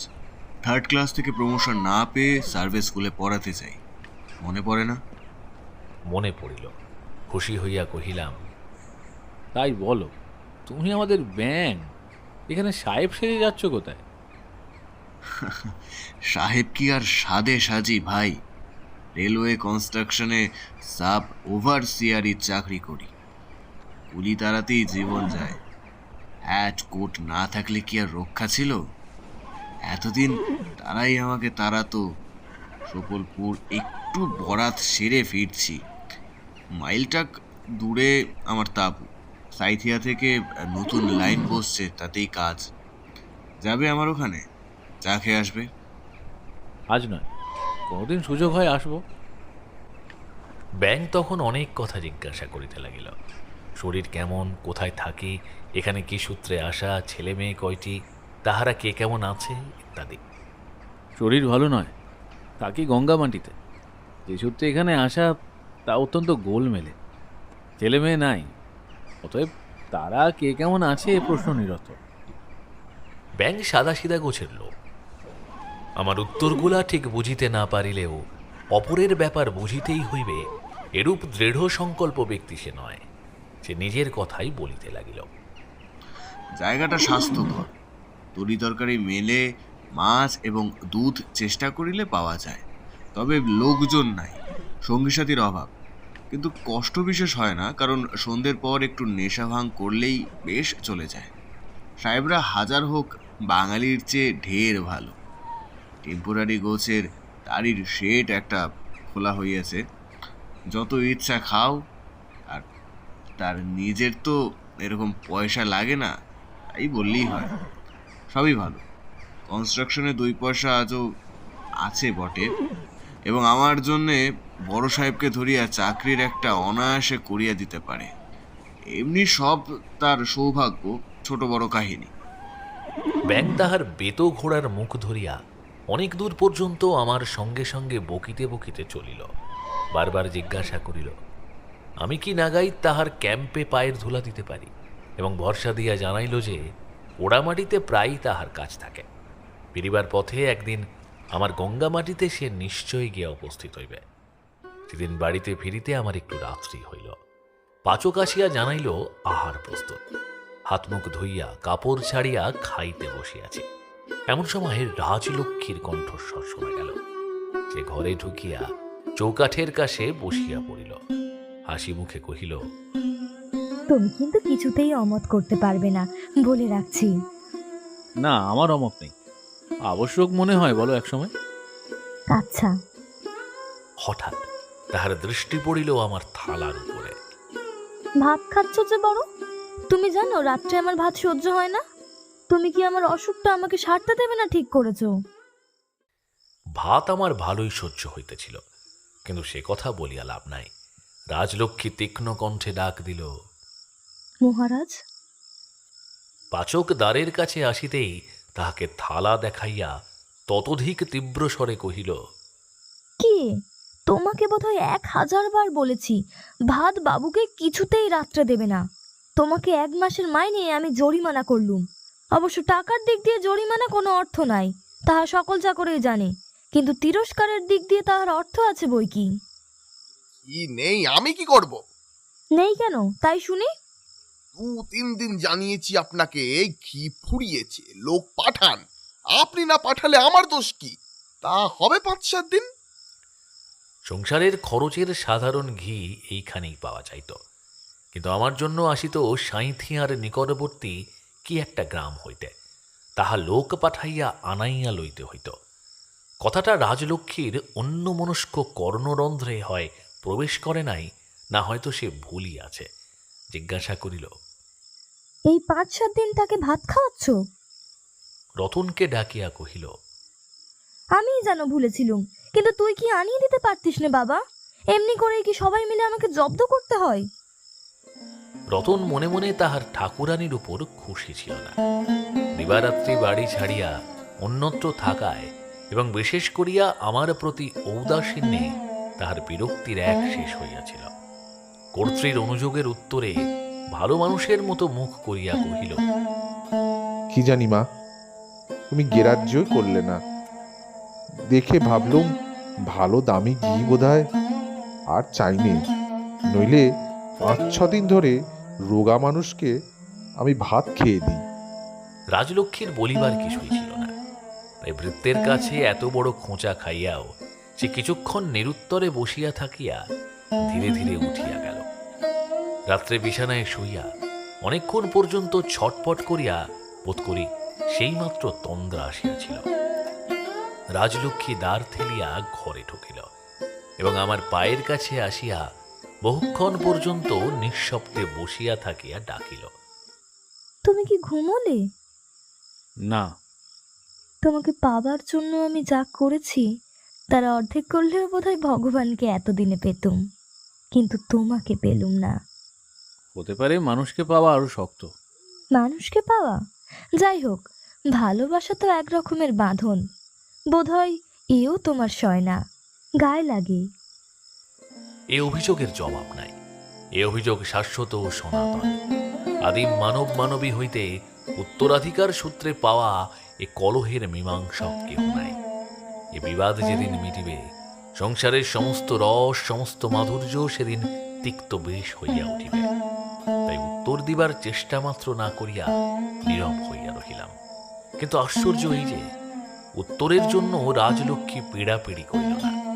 জীবনের এত বড় সর্বব্যাপী প্রশ্নটাকেও সে যেন এক নিমিষে আপনা আপনি ভুলিয়া গেল। কহিল, ন্যায়রত্ন ঠাকুর বলেছিলেন এক ব্রতের কথা, কিন্তু একটু বলে সবাই নিতে পারে না, আর এত সুবিধাই বা কজনের ভাগ্যে জোটে। অসমাপ্ত প্রস্তাবের মাঝখানে মৌন হইয়া রহিলাম। সে বলিতে লাগিল, 3 দিন এইরকম উপোস করেই থাকতে হয়। সুনন্দারও ভারী ইচ্ছে 2-1 জনের সঙ্গেই তাহলে হয়ে যায়, কিন্তু তোমার মত না হলে তো আর। আমার মত না হলে কি হবে? তাহলে হবে না। তবে মতলব ত্যাগ করো, আমার মত নেই। যাও, আর তামাশা করতে হবে না। তামাশা নয়, সত্যিই আমার মত নেই, আমি নিষেধ করছি। কথা শুনিয়া রাজলক্ষ্মীর মুখ মেঘাচ্ছন্ন হইয়া উঠিল। ক্ষণকাল স্তব্ধভাবে থাকিয়া বলিল, কিন্তু আমরা যে সমস্ত স্থির করে ফেলেছি, জিনিসপত্র কিনতে লোক গেছে, কাল হোক বেশি করে পরশু থেকে যে, বাহ, এখন বারণ করলে হবে? সুনন্দার কাছে আমি মুখ দেখাবো কি করে? এ কেবল তোমার চালাকি, আমাকে মিছি মিছি রাগাবার জন্য। না, সে হবে না। তুমি বলো তোমার মত আছে। আছে, কিন্তু তুমি কোনোদিনই তো আমার মতামতের অপেক্ষা করো না লক্ষ্মী। আজই বা হঠাৎ কেন তামাশা করতে এলে? আমার আদেশ মানতে হবে এই দাবি তো আমি তোমাকে কখনো করিনি। আর কখনো হবে না। এইবারটি শুধু প্রসন্ন মনে আমাকে হুকুম দাও। আচ্ছা, কিন্তু ভোরেই তোমাকে হয়তো যেতে হবে। আর রাত করো না, শুতে যাও। রাজলক্ষ্মী গেল না। আস্তে আস্তে আমার পায়ের উপর হাত বুলাইয়া দিতে লাগিল। যতক্ষণ না ঘুমাইয়া পড়িলাম, ঘুরিয়া ঘুরিয়া বারবার কেবলই মনে হইতে লাগিল সে স্নেহ স্পর্শ আর নাই। সেও তো বেশি দিনের কথা নয়। আর রেলওয়ে স্টেশন হইতে আমাকে যেদিন সে কুড়াইয়া বাড়ি আনিয়াছিল, সেদিন এমনই করিয়াই পায়ে হাত বুলাইয়া আমাকে সে ঘুম পাড়াইতে ভালোবাসিত। ঠিক এমনই নীরবে, কিন্তু মনে হইত তাহার 10 অঙ্গুলি যেন 10 ইন্দ্রিয়ের সমস্ত ব্যাকুলতা দিয়া নারী হৃদয়ের যাহা কিছু আছে সমস্ত নিঃশেষ করিয়া আমার এই পা দুটার উপরে উজাড় করিয়া দিতেছে। অথচ এই আমি চাহি নাই। এই লইয়াই যে কেমন করিয়া কি করিব সেও ভাবিয়া পাই নাই। বানের জলের মতো আসার দিনেও আমার মতো চাহে নাই, হয়তো যাবার দিনেও তেমনি মুখ চাহিবে না। চোখ দিয়ে আমার সহজে জল পড়ে না। ভালোবাসার কাঙাল বৃত্তি করিতেও আমি পারি না। জগতে কিছুই নাই, কাহারও কাছে কিছু পাই নাই। দাও দাও বলিয়া হাত বাড়াইয়া থাকিতে আমার লজ্জা করে। বইয়ে পড়িয়াছি এই লইয়া কত বিরোধ, কত জ্বালা, মান অভিমানের কতই না প্রমত্ত আক্ষেপ, স্নেহের সুধা গরল হইয়া উঠার কত না বিক্ষুব্ধ কাহিনী। এ সকল মিথ্যা নয় জানি, কিন্তু আমার মনের মধ্যে যে বৈরাগী তন্দ্রাচ্ছন্ন ছিল হঠাৎ চমক ভাঙিয়া বলিতে লাগিল, ছি ছি ছি। বহুক্ষণ পরে ঘুমাইয়া পড়িয়াছি মনে করিয়া রাজলক্ষ্মী যখন সাবধানে ধীরে ধীরে উঠিয়া গেল, তখন জানিতেও পারিল না যে নিদ্রাবিহীন নিমিলিত চোখের কোণ দিয়া আমার অশ্রু ঝরিয়া পড়িতেছে। অশ্রু পড়িতেই লাগিল, কিন্তু আজিকার আয়ত্তাতীত ধন একদিন আমারই ছিল বলিয়া ব্যর্থ হাহাকারে অশান্তি সৃষ্টি করিয়া তুলিতে আর প্রবৃত্তি হইল না। সকালে উঠিয়া শুনিলাম অতি প্রত্যুষে এই রাজলক্ষ্মী স্নান করিয়া রতনকে সঙ্গে লইয়া চলিয়া গেছে এবং 3 দিনের মধ্যে সে বাড়ি আসিতে পারিবে না, এ খবরও পাইলাম। হইলই তাহাই। সেখানে বিরাট কাণ্ড কিছু যে চলিতে লাগিল তাহা নয়, তবে 2-10 জন ব্রাহ্মণ সজ্জনের যে গতিবিধি হইতেছে, কিছু কিছু খাওয়া দাওয়ারও আয়োজন হইয়াছে, তাহার আভাস জানালায় বসিয়াই অনুভব করিতাম। কি ব্রত, কিরূপ তাহার অনুষ্ঠান সম্পন্ন করিলে স্বর্গের পথ কতখানি সুগম হয়, ইহার কিছুই জানিতাম না। জানার কৌতূহল ছিল না। রতন প্রত্যহ সন্ধ্যার পরে ফিরিয়া আসিত। আপনি একবারও গেলেন না বাবু? আর কি কোনো প্রয়োজন আছে? রতন একটু মুশকিলে পড়িত। সে এইভাবে জবাব দিত যে আমার একেবারে না যাওয়াটা লোকের চোখে যেন কেমন কেমন ঠেকে। হয়তোবা কেউ মনে করে এতে আমার অনিচ্ছা বলা যায় না। তো না, বলা কিছুই যায় না। তোমার মনে কি বলেন? তার ইচ্ছে তো জানেন। আপনি না থাকলে কিছুই তার ভালো লাগে না, কিন্তু কি করবেন? তাই কেউ জিজ্ঞাসা করলে বলেন, রোগা শরীর, এতখানি হাঁটলে অসুখ করতে পারে, আর এসে হবেই বা কি? সে তো ঠিক। তাছাড়া তুমি তো জানো রতন, এসব পূজা অর্চনা ধর্মকর্মের মাঝখানে আমি ভয়ানক বেমানান হয়ে পড়ি। যাগযজ্ঞের ব্যাপারে আমার একটু গা আড়াল দিয়ে থাকাই ভালো, ঠিক না? কিন্তু আমি বুঝিতাম রাজলক্ষ্মীর দিক দিয়া আমার উপস্থিতি তথায়। কিন্তু থাক, সে হঠাৎ মস্ত একটা সুখবর পাইলাম। মনিবের সুখ সুবিধার বন্দোবস্ত করিবার অজুহাতে গোমস্তা কাশীনাথ কুশারী মহাশয় সস্ত্রিক গিয়া উপস্থিত হইয়াছে। বলিস কি রতন, একেবারে সস্ত্রিক? আজ্ঞে হ্যাঁ, তাও আবার বিনা নেমন্তন্নে। বুঝলাম ভিতরে রাজলক্ষ্মীর কি একটা কৌশল আছে। সহসা এমনও মনে হইল হয়তো এই জন্যই সে নিজের বাটিতে না করিয়া অপরের গৃহে সমস্ত ব্যবস্থা করিয়াছে। বিনুকে কোলে নিয়ে বড়গিন্নির সে কি কান্না! ছোট মা ঠাকুরন স্বহস্তে তার পা ধুইয়ে দিলেন। খেতে চাননি বলে আসন পেতে ঠাঁই করে ছোট মেয়ের মতো তাকে নিজের হাতে ভাত খাইয়ে দিলেন। মার চোখ দিয়ে জল পড়তে লাগলো।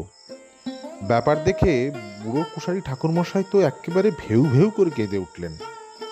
আমার তো বোধ হয় বাবু, কাজকর্ম শেষ হয়ে গেলে ছোট মা ঠাকুরন এবার ওই ভাঙা কুড়েটার মায়া কাটিয়ে নিজেদের বাড়িতে গিয়ে উঠবেন।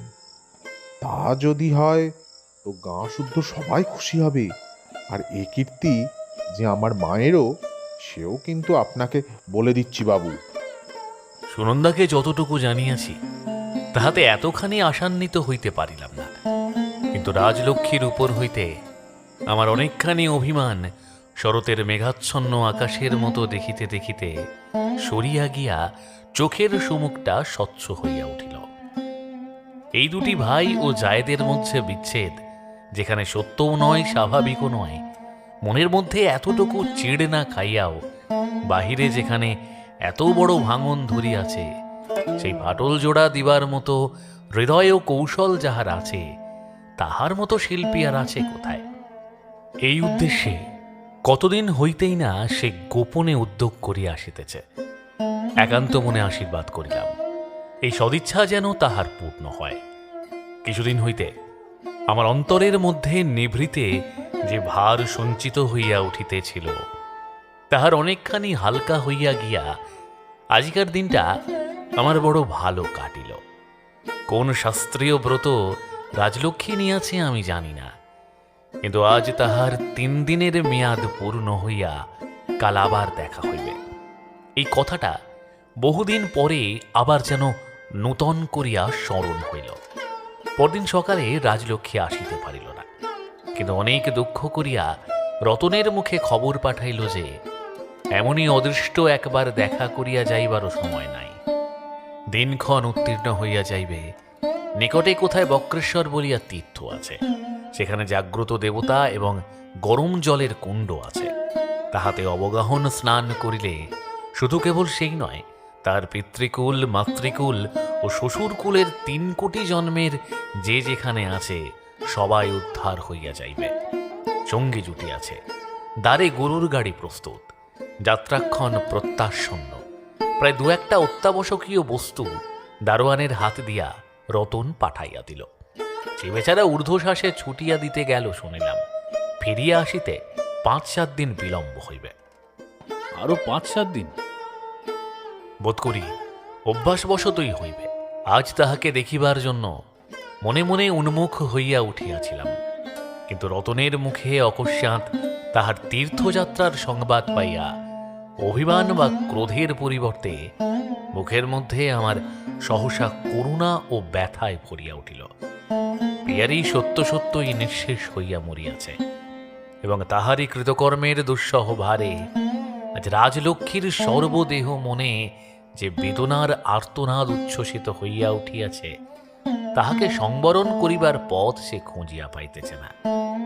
এই যে অস্ত্রান্ত বিক্ষোভ, নিজের জীবন হইতে ছুটিয়া বাহির হইবার এই যে দিগ্বিহীন ব্যাকুলতা, ইহার কি কোনো শেষ নাই?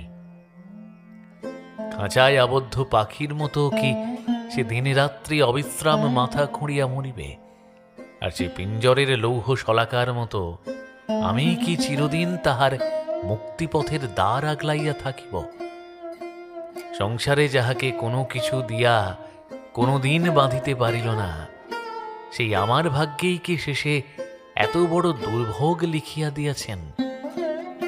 আমাকে সে সমস্ত হৃদয় দিয়া ভালোবাসে, আমার মোহ সে কাটাইতে পারে না। ইহারই পুরস্কার দিতে কি তাহার সকল ভবিষ্যৎ সুকৃতির গায়ে নিগড় হইয়া থাকিবে? মনে মনে বলিলাম, আমি তাহাকে ছুটি দিব, সেবারের মতো নয়, এবার একান্ত চিত্তে অন্তরের সমস্ত শুভাশীর্বাদ দিয়া চিরদিনের মতো মুক্তি দিব। এবং যদি পারি, সে ফিরিয়া আসিবার পূর্বেই আমি এ দেশ ছাড়িয়া যাইব। কোনো প্রয়োজনে, কোনো অজুহাতে, সম্পদ ও বিপদের কোনো আবর্তনেই আর তাহার সম্মুখীন হইব না। একদিন নিজের অদৃষ্টই আমাকে সংকল্প স্থির রাখিতে দেয় নাই, কিন্তু আর তাহার কাছে আমি কিছুতেই পরাভব মানিব না। মনে মনে বলিলাম, অদৃষ্টই বটে, একদিন পাটনা হইতে যখন বিদায় লইয়াছিলাম, পিয়ারি চুপ করিয়া তাহার দ্বিতলের বারান্দায় দাঁড়াইয়াছিল। তখন মুখে তাহার কথা ছিল না, কিন্তু সেই নিরুদ্ধ অন্তরের অশ্রুগাঢ় ফিরিবার ডাক কি সমস্ত পথটাই আমার কানে গিয়া পুনঃ পুনঃ পৌঁছায় নাই, কিন্তু ফিরি নাই।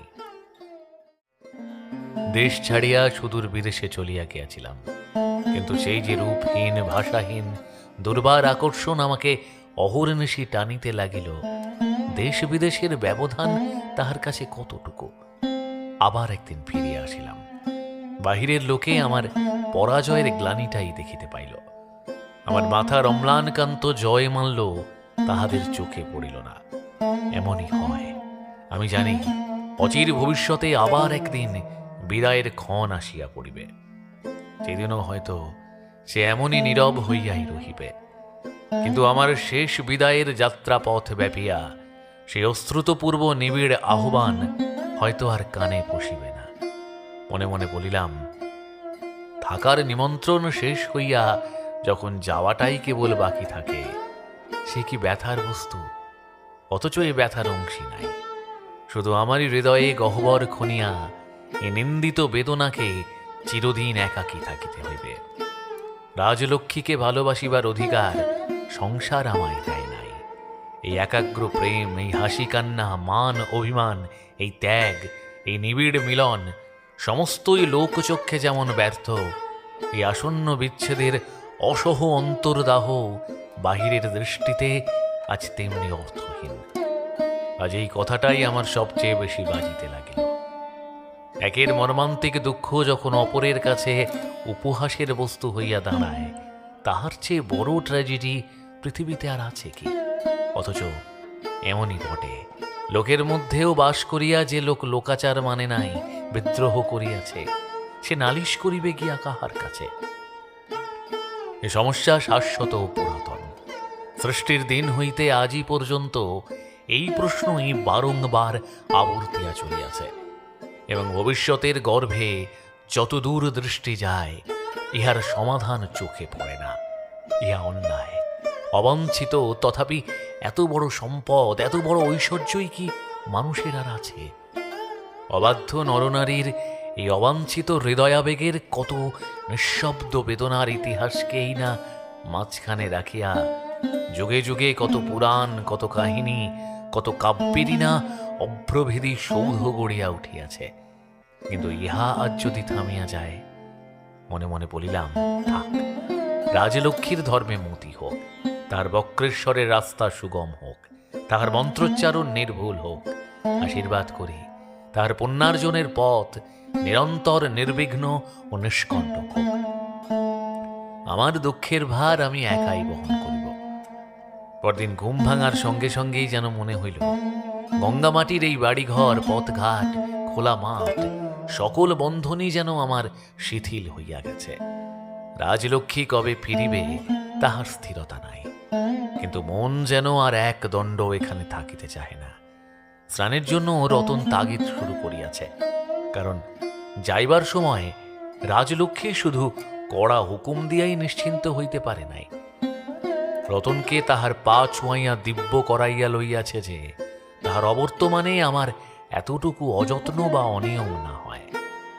খাবার সময় সকালে 11টা, রাত্রে 8টার মধ্যে ধার্য হইয়াছে। রতনকে প্রত্যহ ঘড়ি দেখিয়া সময় লিখিয়া রাখিতে হইবে। কথা আছে, ফিরিয়া আসিয়া সে প্রত্যেককে 1 মাসের করিয়া মাহিনা বকশিস দিবে। রান্না শেষ করিয়া বামুন ঠাকুর ঘর বাহির করিতেছে, এবং চাকরের মাথায় তরি তরকারি, মাছ, দুধ প্রভৃতি লইয়া প্রভাত না হইতেই যে কুশারী মহাশয় স্বয়ং আসিয়া পৌঁছাইয়া দিয়া গেছেন, আমি তাহা বিছানায় শুইয়া টের পাইয়াছিলাম। ঔৎসুক্য কিছুতেই আর ছিল না। বেশ, 11টা এবং 8টাই শুই। 1 মাসের উপরই মাহিনা হইতে আমার জন্য কেহ বঞ্চিত হইবে না, তাহা নিশ্চিত। কাল রাত্রে অতিশয় নিদ্রার ব্যাঘাত ঘটিয়াছিল। আজ নির্দিষ্ট সময়ের কিছু পূর্বেই স্নানাহার শেষ করিয়া বিছানায় শুইতে না শুইতেই ঘুমাইয়া পড়িলাম। ঘুম ভাঙিল 4টার কাছাকাছি। কয়েকদিন হইতেই নিয়মিত বেড়াইতে বাহির হইতেছিলাম। আজিও হাত মুখ ধুইয়া চা খাইয়া বাহির হইয়া পড়িলাম। দ্বারের বাহিরে একজন লোক বসিয়াছিল। সে হাতে একখানা চিঠি দিল, সতীশ ভরদ্বাজের চিঠি। কে একজন অনেক কষ্টে এক ছত্র লিখিয়া জানাইছে যে সে অত্যন্ত পীড়িত, আমি না গেলে সে মরিয়া যাইবে। জিজ্ঞাসা করিলাম, কি হয়েছে তার? কলেরা। চল। গৃহের সংস্রব হইতেই কিছুক্ষণের জন্য যে দূরে যাইবার সুযোগ মিলিল, ইহাই পরম লাভ বলিয়া মনে হইল। একবার ভাবিলাম রতনকে ডাকিয়া একটা খবর দিয়া যাই, কিন্তু সময়ের অভাবে ঘটিয়া উঠিল না। যেমন ছিলাম তেমনি বাহির হইয়া গেলাম। এ বাড়ির কেহ কিচ্ছু জানিতে পারিল না। প্রায় ক্রোশ তিনেক পথ হাঁটিয়া শেষ বেলায় গিয়া সতীশের ক্যাম্পে পৌঁছাইলাম। ধারণা ছিল রেলওয়ে কনস্ট্রাকশনের ইনচার্জ এসি ভরদ্বাজের অনেক কিছু ঐশ্বর্য দেখিতে পাইব, কিন্তু গিয়া দেখিলাম হিংসা করিবার মতো কিছু নয়। ছোট একটা ছোলদারি তাঁবুতে সে থাকে। পাশেই তাহার লতাপাতা খড়কুটা দিয়া তৈরি কুটিরে রান্না হয়। একটি হৃষ্টপুষ্ট বাউরি মেয়ে আগুন জ্বালিয়া কি একটা সিদ্ধ করিতেছিল। আমাকে সঙ্গে করিয়া তাঁবুর মধ্যে লইয়া গেল। এই সতীশের প্রণয়িনী।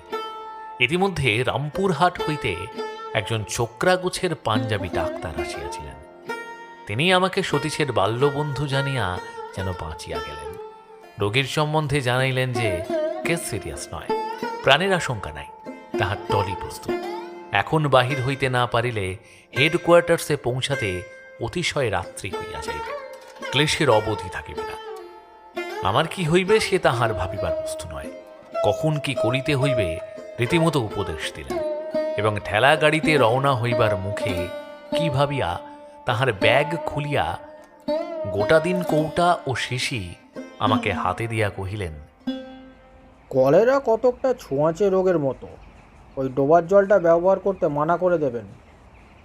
এই বলিয়া তিনি মাটি তোলা খাতটা দিয়া দেখাইয়া দিয়া কহিলেন, আর যদি খবর পান কুড়িদের মধ্যে কারোর হয়েছে বা হতে পারে, ওই ওষুধগুলো ব্যবহার করবেন। এই বলিয়া তিনি রোগের কি অবস্থায় কোনটা দিতে হইবে বলিয়া দিলেন। মানুষটি মন্দ নয়, মায়া দয়া আছে। আমার বাল্যবন্ধু কেমন থাকেন কাল যেন তিনি খবর পান, এবং কুলিদের উপরও যেন দৃষ্টি রাখিতে ভুল না হয়, আমাকে বারবার সাবধান করিয়া চলিয়া গেলেন। এ হইল ভালো। রাজলক্ষ্মী গিয়াছে বক্রেশ্বর দেখিতে, আর রাগ করিয়া আমি বাহির হইয়াছি পথে। পথেই এক ব্যক্তির সহিত সাক্ষাৎ, বাল্যকালের পরিচয়। অতএব বাল্যবন্ধু তো বটেই, তবে বছর 15 খবরাখবর ছিল না, হঠাৎ চিনিতে পারি নাই। কিন্তু দিন দুয়ের মধ্যেই অকস্মাৎ একই ঘোরতর মাখামাখি। তাহার কলেরার চিকিৎসার ভার, শুশ্রূষার ভার, মায় তাঁর সদেড়েক মাটি কাটা কুলির খবরদারির ভার গিয়া পড়িল আমার উপর। বাকি রইল শুধু তাহার সোলার হ্যাট এবং টাট্টু ঘোড়াটি। আর বোধহয় যেন ওই কুলি মেয়েটিও তাহার মানভূমের অনির্বচনীয় বাউরি ভাষার অধিকাংশই ঠেকিতে লাগিল। কেবল এটুকু ঠেকিল না যে মিনিট 10-15 মধ্যেই সে আমাকে পাইয়া অনেকখানি আশ্বস্ত হইয়াছে। যাই, আর ত্রুটি রাখি কেন, ঘোড়াটিকে একবার দেখিয়া আসিকে। ভাবিলাম আমার অদৃষ্টই এমনই, না হইলে রাজলক্ষ্মী বা আসিত কিরূপে? অভয়াই বা আমাকে দিয়া তাহার দুঃখের বোঝা বহাইত কেমন করিয়া? আর এই ব্যাং এবং তাহার কুলি গ্যাং, কোনো ব্যক্তির পক্ষেই তো এ সকল ঝাড়িয়া ফেলিতে এক মুহূর্তের অধিক সময় লাগিত না। আর আমি বা সারা জীবন বহিয়া বেড়াই কিসের জন্য? তামুটা রেল কোম্পানির। সতীশের নিজস্ব সম্পত্তির একটা তালিকা মনে মনে প্রস্তুত করিয়া লইলাম। কয়েকটা এনামেলের বাসন, একটা স্টোভ, একটা লোহার তোড়ঙ্গ, একটা কেরোসিন তেলের বাক্স, এবং তাহার শয়ন করিবার ক্যাম্বিসের খাট। বহু ব্যবহারে ডোঙার আকার ধারণ করিয়াছে। সতীশ চালাক লোক, এ খাটে বিছানার প্রয়োজন হয় না, একখানা জাতা হইলেই চলিয়া যায়। তাই ডোরা কাটা একখানা শতরঞ্জি ছাড়া আর কিছুই সে কেনে নাই। ভবিষ্যতে কলেরা হওয়ার কোনো ব্যবস্থাই তাহার ছিল না। ক্যাম্বিসের ঘাটে শুশ্রূষা করার অত্যন্ত অসুবিধা, এবং একমাত্র শতরঞ্জি অতিশয় নোংরা হইয়া উঠিয়াছে। অতএব তাহাকে নিচে শোয়ানো ছাড়া উপায় নাই। আমি যৎপরণাস্তে চিন্তিত হইয়া উঠিলাম। মেয়েটির নাম কালিদাসী। জিজ্ঞাসা করিলাম, কালি, কারো দু একখানা বিছানা পাওয়া যাবে? না। দুটি খড় টড় জোগাড় করে আনতে পারো? কালী ফিকফিক করিয়া হাসিয়া ফেলিয়া যাহা বলিল তাহার অর্থ এই যে এখানে কি গরু আছে? বাবুকে তাহলে শোয়াই কোথায়? কালী নির্ভয়ে মাটি দেখাইয়া কহিল, হে থাকে ও কি বাঁচবেক? তাহার মুখের প্রতি চাহিয়া মনে হইল এমন নির্বিকল্প প্রেম জগতে সুদুর্লভ। মনে মনে বলিলাম, কালী, তুমি ভক্তির পাত্র, তোমার কথাগুলি শুনিলে আর শঙ্করের মোহমুদগর পাঠের আবশ্যকতা থাকে না। কিন্তু আমার সেরূপ বিজ্ঞানময় অবস্থা নয়। লোকটা এখনো বাঁচিয়া, কিছু একটা পাতা চাই। বাবুর পরনের একখানা কাপড় চোপড়ও কি নেই? কালী ঘাড় নাড়িল। তাহার মধ্যে দ্বিধা সংকোচ ছিল না। সে বোধহয় বলে না। কাপড় নাই, পেন্টুলুন আছে। প্যান্টুলুন সাহেবী জিনিস, মূল্যবান বস্তু, কিন্তু তাহার দ্বারা শয্যা রচনার কাজ চলে কিনা ভাবিয়া পাইলাম না। সহসা মনে পড়িল, আসিবার সময় অদূরে একটা ছিন্ন জীর্ণ ত্রিপল দেখিয়াছিলাম। কহিলাম, চলো না যাই, দুজনে ধরাধরি করে সেটা নিয়ে আসি। প্যান্টুলুন পাতার চেয়ে সে ভালো হবে। কালী রাজি হইল। সৌভাগ্যবশত তখনও তাহা পড়িয়াছিল। আনিয়া তাহাতেই সতীশ ভরদ্বাজকে শোয়াইয়া দিলাম। তাহারই একধারে কালী অত্যন্ত সবিনয়ে স্থান লইল এবং দেখিতে দেখিতে সে ঘুমাইয়া পড়িল। ধারণা ছিল মেয়েদের নাক ডাকে না। কালী তাহাও অপ্রমাণ করিয়া দিল। আমি একাকেই সেই কেরোসিনের বাক্সের উপর বসিয়া, এদিকে সতীশের হাতে পায়ে ঘন ঘন খিল ধরিতেছে। শেক তাপের প্রয়োজন। বিস্তর ডাকাডাকি করিয়া কালীকে তুলিলাম। সে পাশ ফিরিয়া শুইয়া জানাইল, কাঠ কোটা নাই, সে আগুন জ্বালিবে কি দিয়া? নিজে চেষ্টা করিয়া দেখিতে পারিতাম, কিন্তু আলোর মধ্যে সম্বল এই হ্যারিকেন লণ্ঠনটি। তথাপি একবার তাহার রান্নাঘরে গিয়া খোঁজ করিয়া দেখিলাম, কালী মিথ্যা বলে নাই। এই কুটিরটা ছাড়া অগ্নিসংযোগ করিতে পারি এরূপ দ্বিতীয় বস্তু নাই। কিন্তু সাহস হইল না, পাছে প্রাণ বাহির হইবার পূর্বেই সতীশের সৎকার করিয়া ফেলি। ক্যাম্পখাট এবং কেরোসিনের বাক্স বাহিরে আনিয়া দেশলাই জ্বালিয়া তাহাতে আগুন ধরাইলাম। নিজের জামা খুলিয়া পুঁটুলির মতো করিয়া কিছু কিছু সেঁক দেবার চেষ্টা করিলাম, কিন্তু নিজেকে সান্ত্বনা দেওয়া ছাড়া রোগীর কোনো উপকারই তাহাতে হইল না। রাত্রি 2টাই হইবে কি 3টাই হইবে, খবর আসিল জন্দুই কুলির ভেদ বমি হইতেছে। তাহারা আমাকে ডাক্তারবাবু বলিয়া মনে করিয়াছিল। তাহাদেরই আলোর সাহায্যে ঔষধপত্র লইয়া কুলি লাইনে গিয়া উপস্থিত হইলাম। মালগাড়িতে তাহারা থাকে, ছাদবিহীন খোলা ট্রাকের সারি লাইনের উপর দাঁড়াইয়া আছে। মাটি কাটার প্রয়োজন হইলে ইঞ্জিন জুড়িয়া দিয়া তাহাদের গম্যস্থানে টানিয়া লইয়া যাওয়া হয়। বাঁশের মই দিয়া ট্রাকের উপরে উঠিলাম। একধারে একজন বুড়ো গোছের লোক শুইয়া আছে। তাহার মুখের পরে আলো পড়িতেই বুঝা গেল রোগ সহজ নয়। ইতিমধ্যেই অনেক দূর অগ্রসর হইয়া গেছে। অন্য ধারে জন 5-7 লোক, স্ত্রী পুরুষ 2 আছে। কেহ বা ঘুম ভাঙিয়া উঠিয়া বসিয়াছে, কাহারও বা তখনও পর্যন্ত সুনিদ্রার ব্যাঘাত ঘটে নাই। ইহাদের জমাদার আসিয়া উপস্থিত হইল। সে বেশ বাংলা বলিতে পারে। জিজ্ঞাসা করিলাম, আরেকজন রোগী কই? সে অন্ধকারে অঙ্গুলি নির্দেশ করিয়া আর একখানা ট্র্যাক দেখাইয়া কহিল, ওখানে। নড়ায় মই দিয়া উপরে উঠিয়া দেখিলাম এবার একজন স্ত্রীলোক, বয়স 25-30-এর অধিক নয়। গোটি 2 ছেলে মেয়ে তার পাশে পড়িয়া ঘুমাইতেছে। স্বামী নাই। সে গত বৎসর আর কাঠির পাল্লায় পড়িয়া অপর একটি অপেক্ষাকৃত কম বয়সের স্ত্রীলোক লইয়া আসামে চা বাগানে কাজ করিতে গিয়াছে। এ গাড়িতেও আরো 5-6 জন স্ত্রী-পুরুষ ছিল। তাহারা এক বাক্যে উহার পাষণ্ড স্বামীর নিন্দা করা ছাড়া আমার বা রোগিণীর কোনো সাহায্যই করিল না। পাঞ্জাবি ডাক্তারের শিক্ষা মতো উভয়কেই ঔষধ দিলাম। শিশু দুটাকে স্থানান্তরিত করিবার চেষ্টা করিলাম, কিন্তু কাহাকেও তাহাদের ভার লইতে স্বীকার করাইতে পারিলাম না। সকাল নাগাদ আরেকটি ছেলের ভেদ বমি শুরু হইল। ওদিকে সতীশ ভরদ্বাজের অবস্থা উত্তরোত্তর মন্দ হইয়াই আসিতেছে। বহু সাধ্য সাধনায় একজনকে পাঠাইলাম সাঁইথিয়া স্টেশনে পাঞ্জাবি ডাক্তারকে খবর দিতে।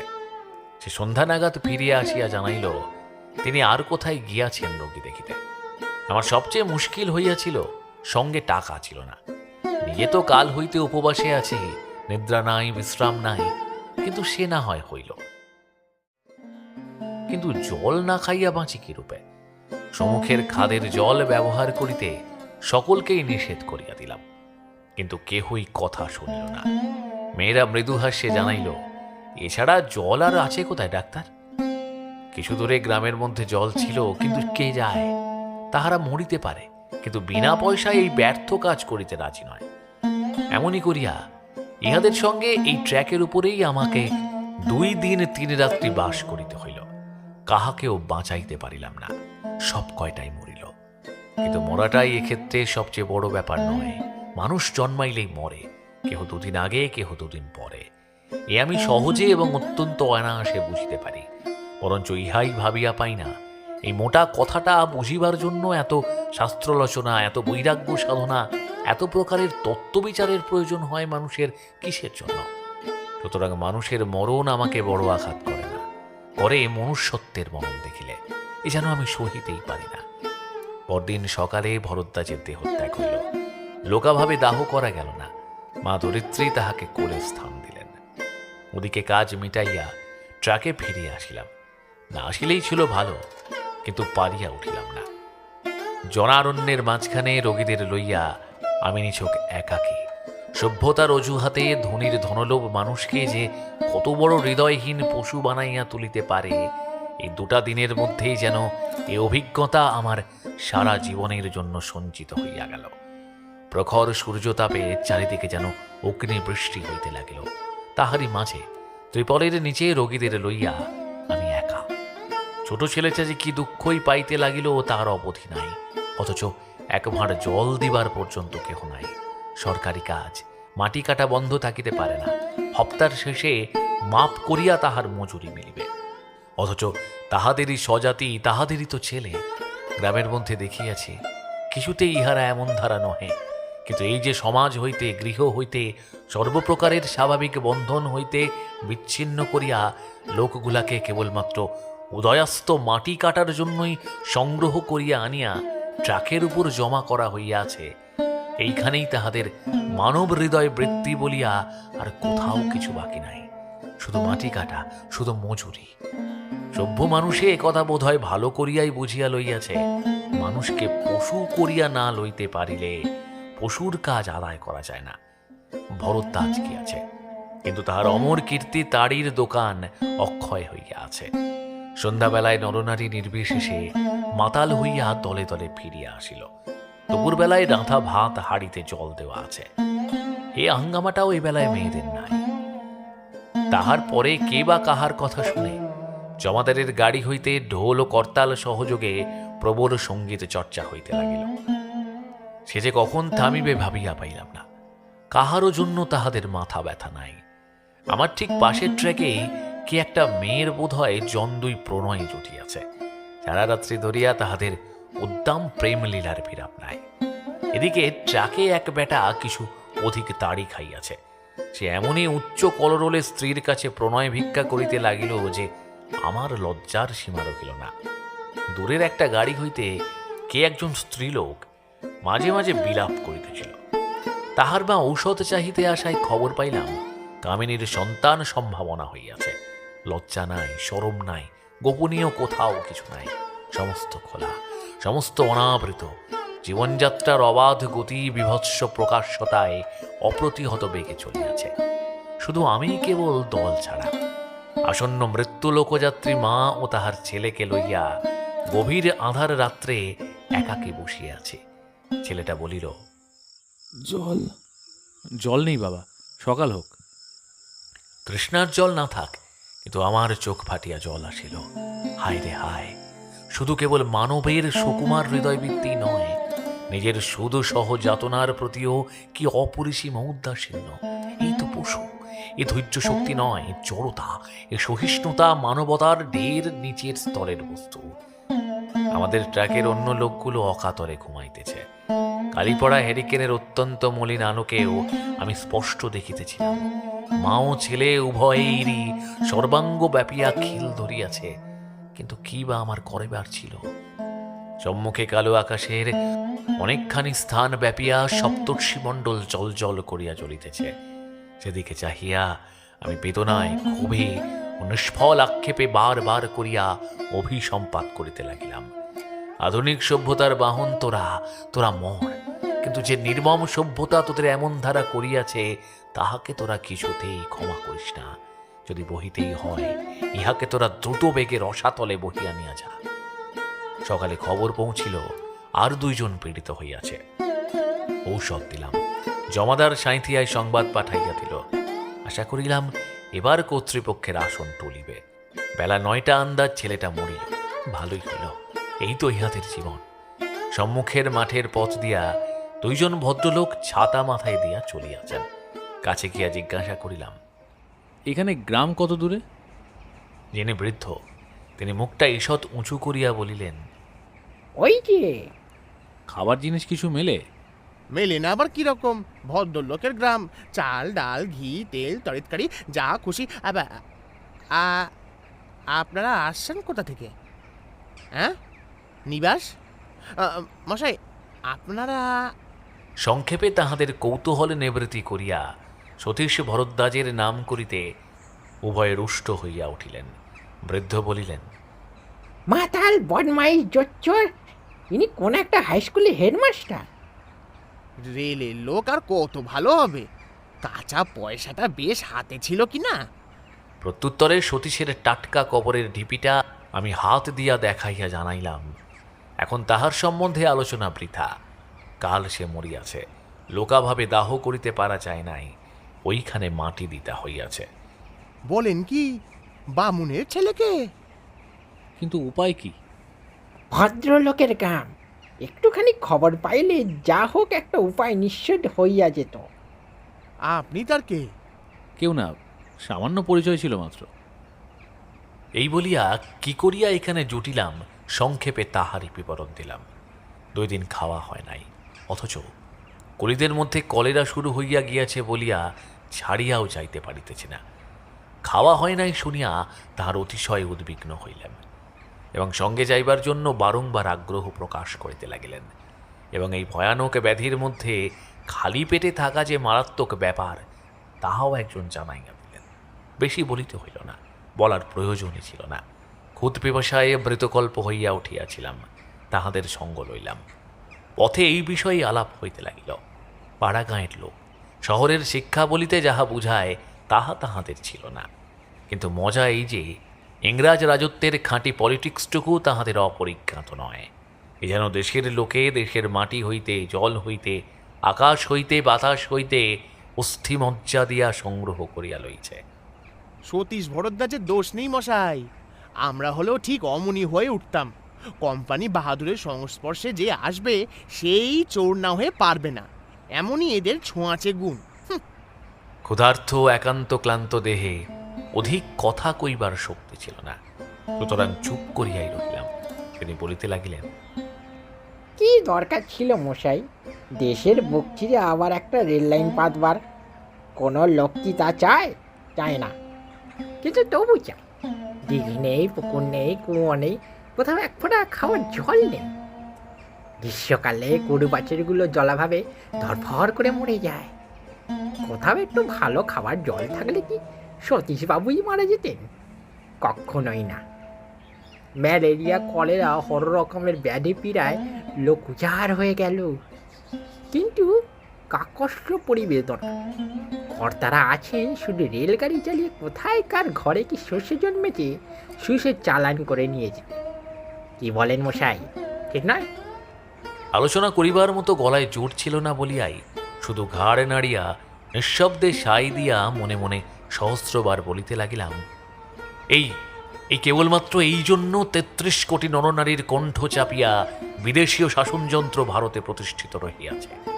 শুধুমাত্র এই হেতুই ভারতের দিকে দিকে রন্ধ্রে রন্ধ্রে রেলপথ বিস্তারের আর বিরাম নাই।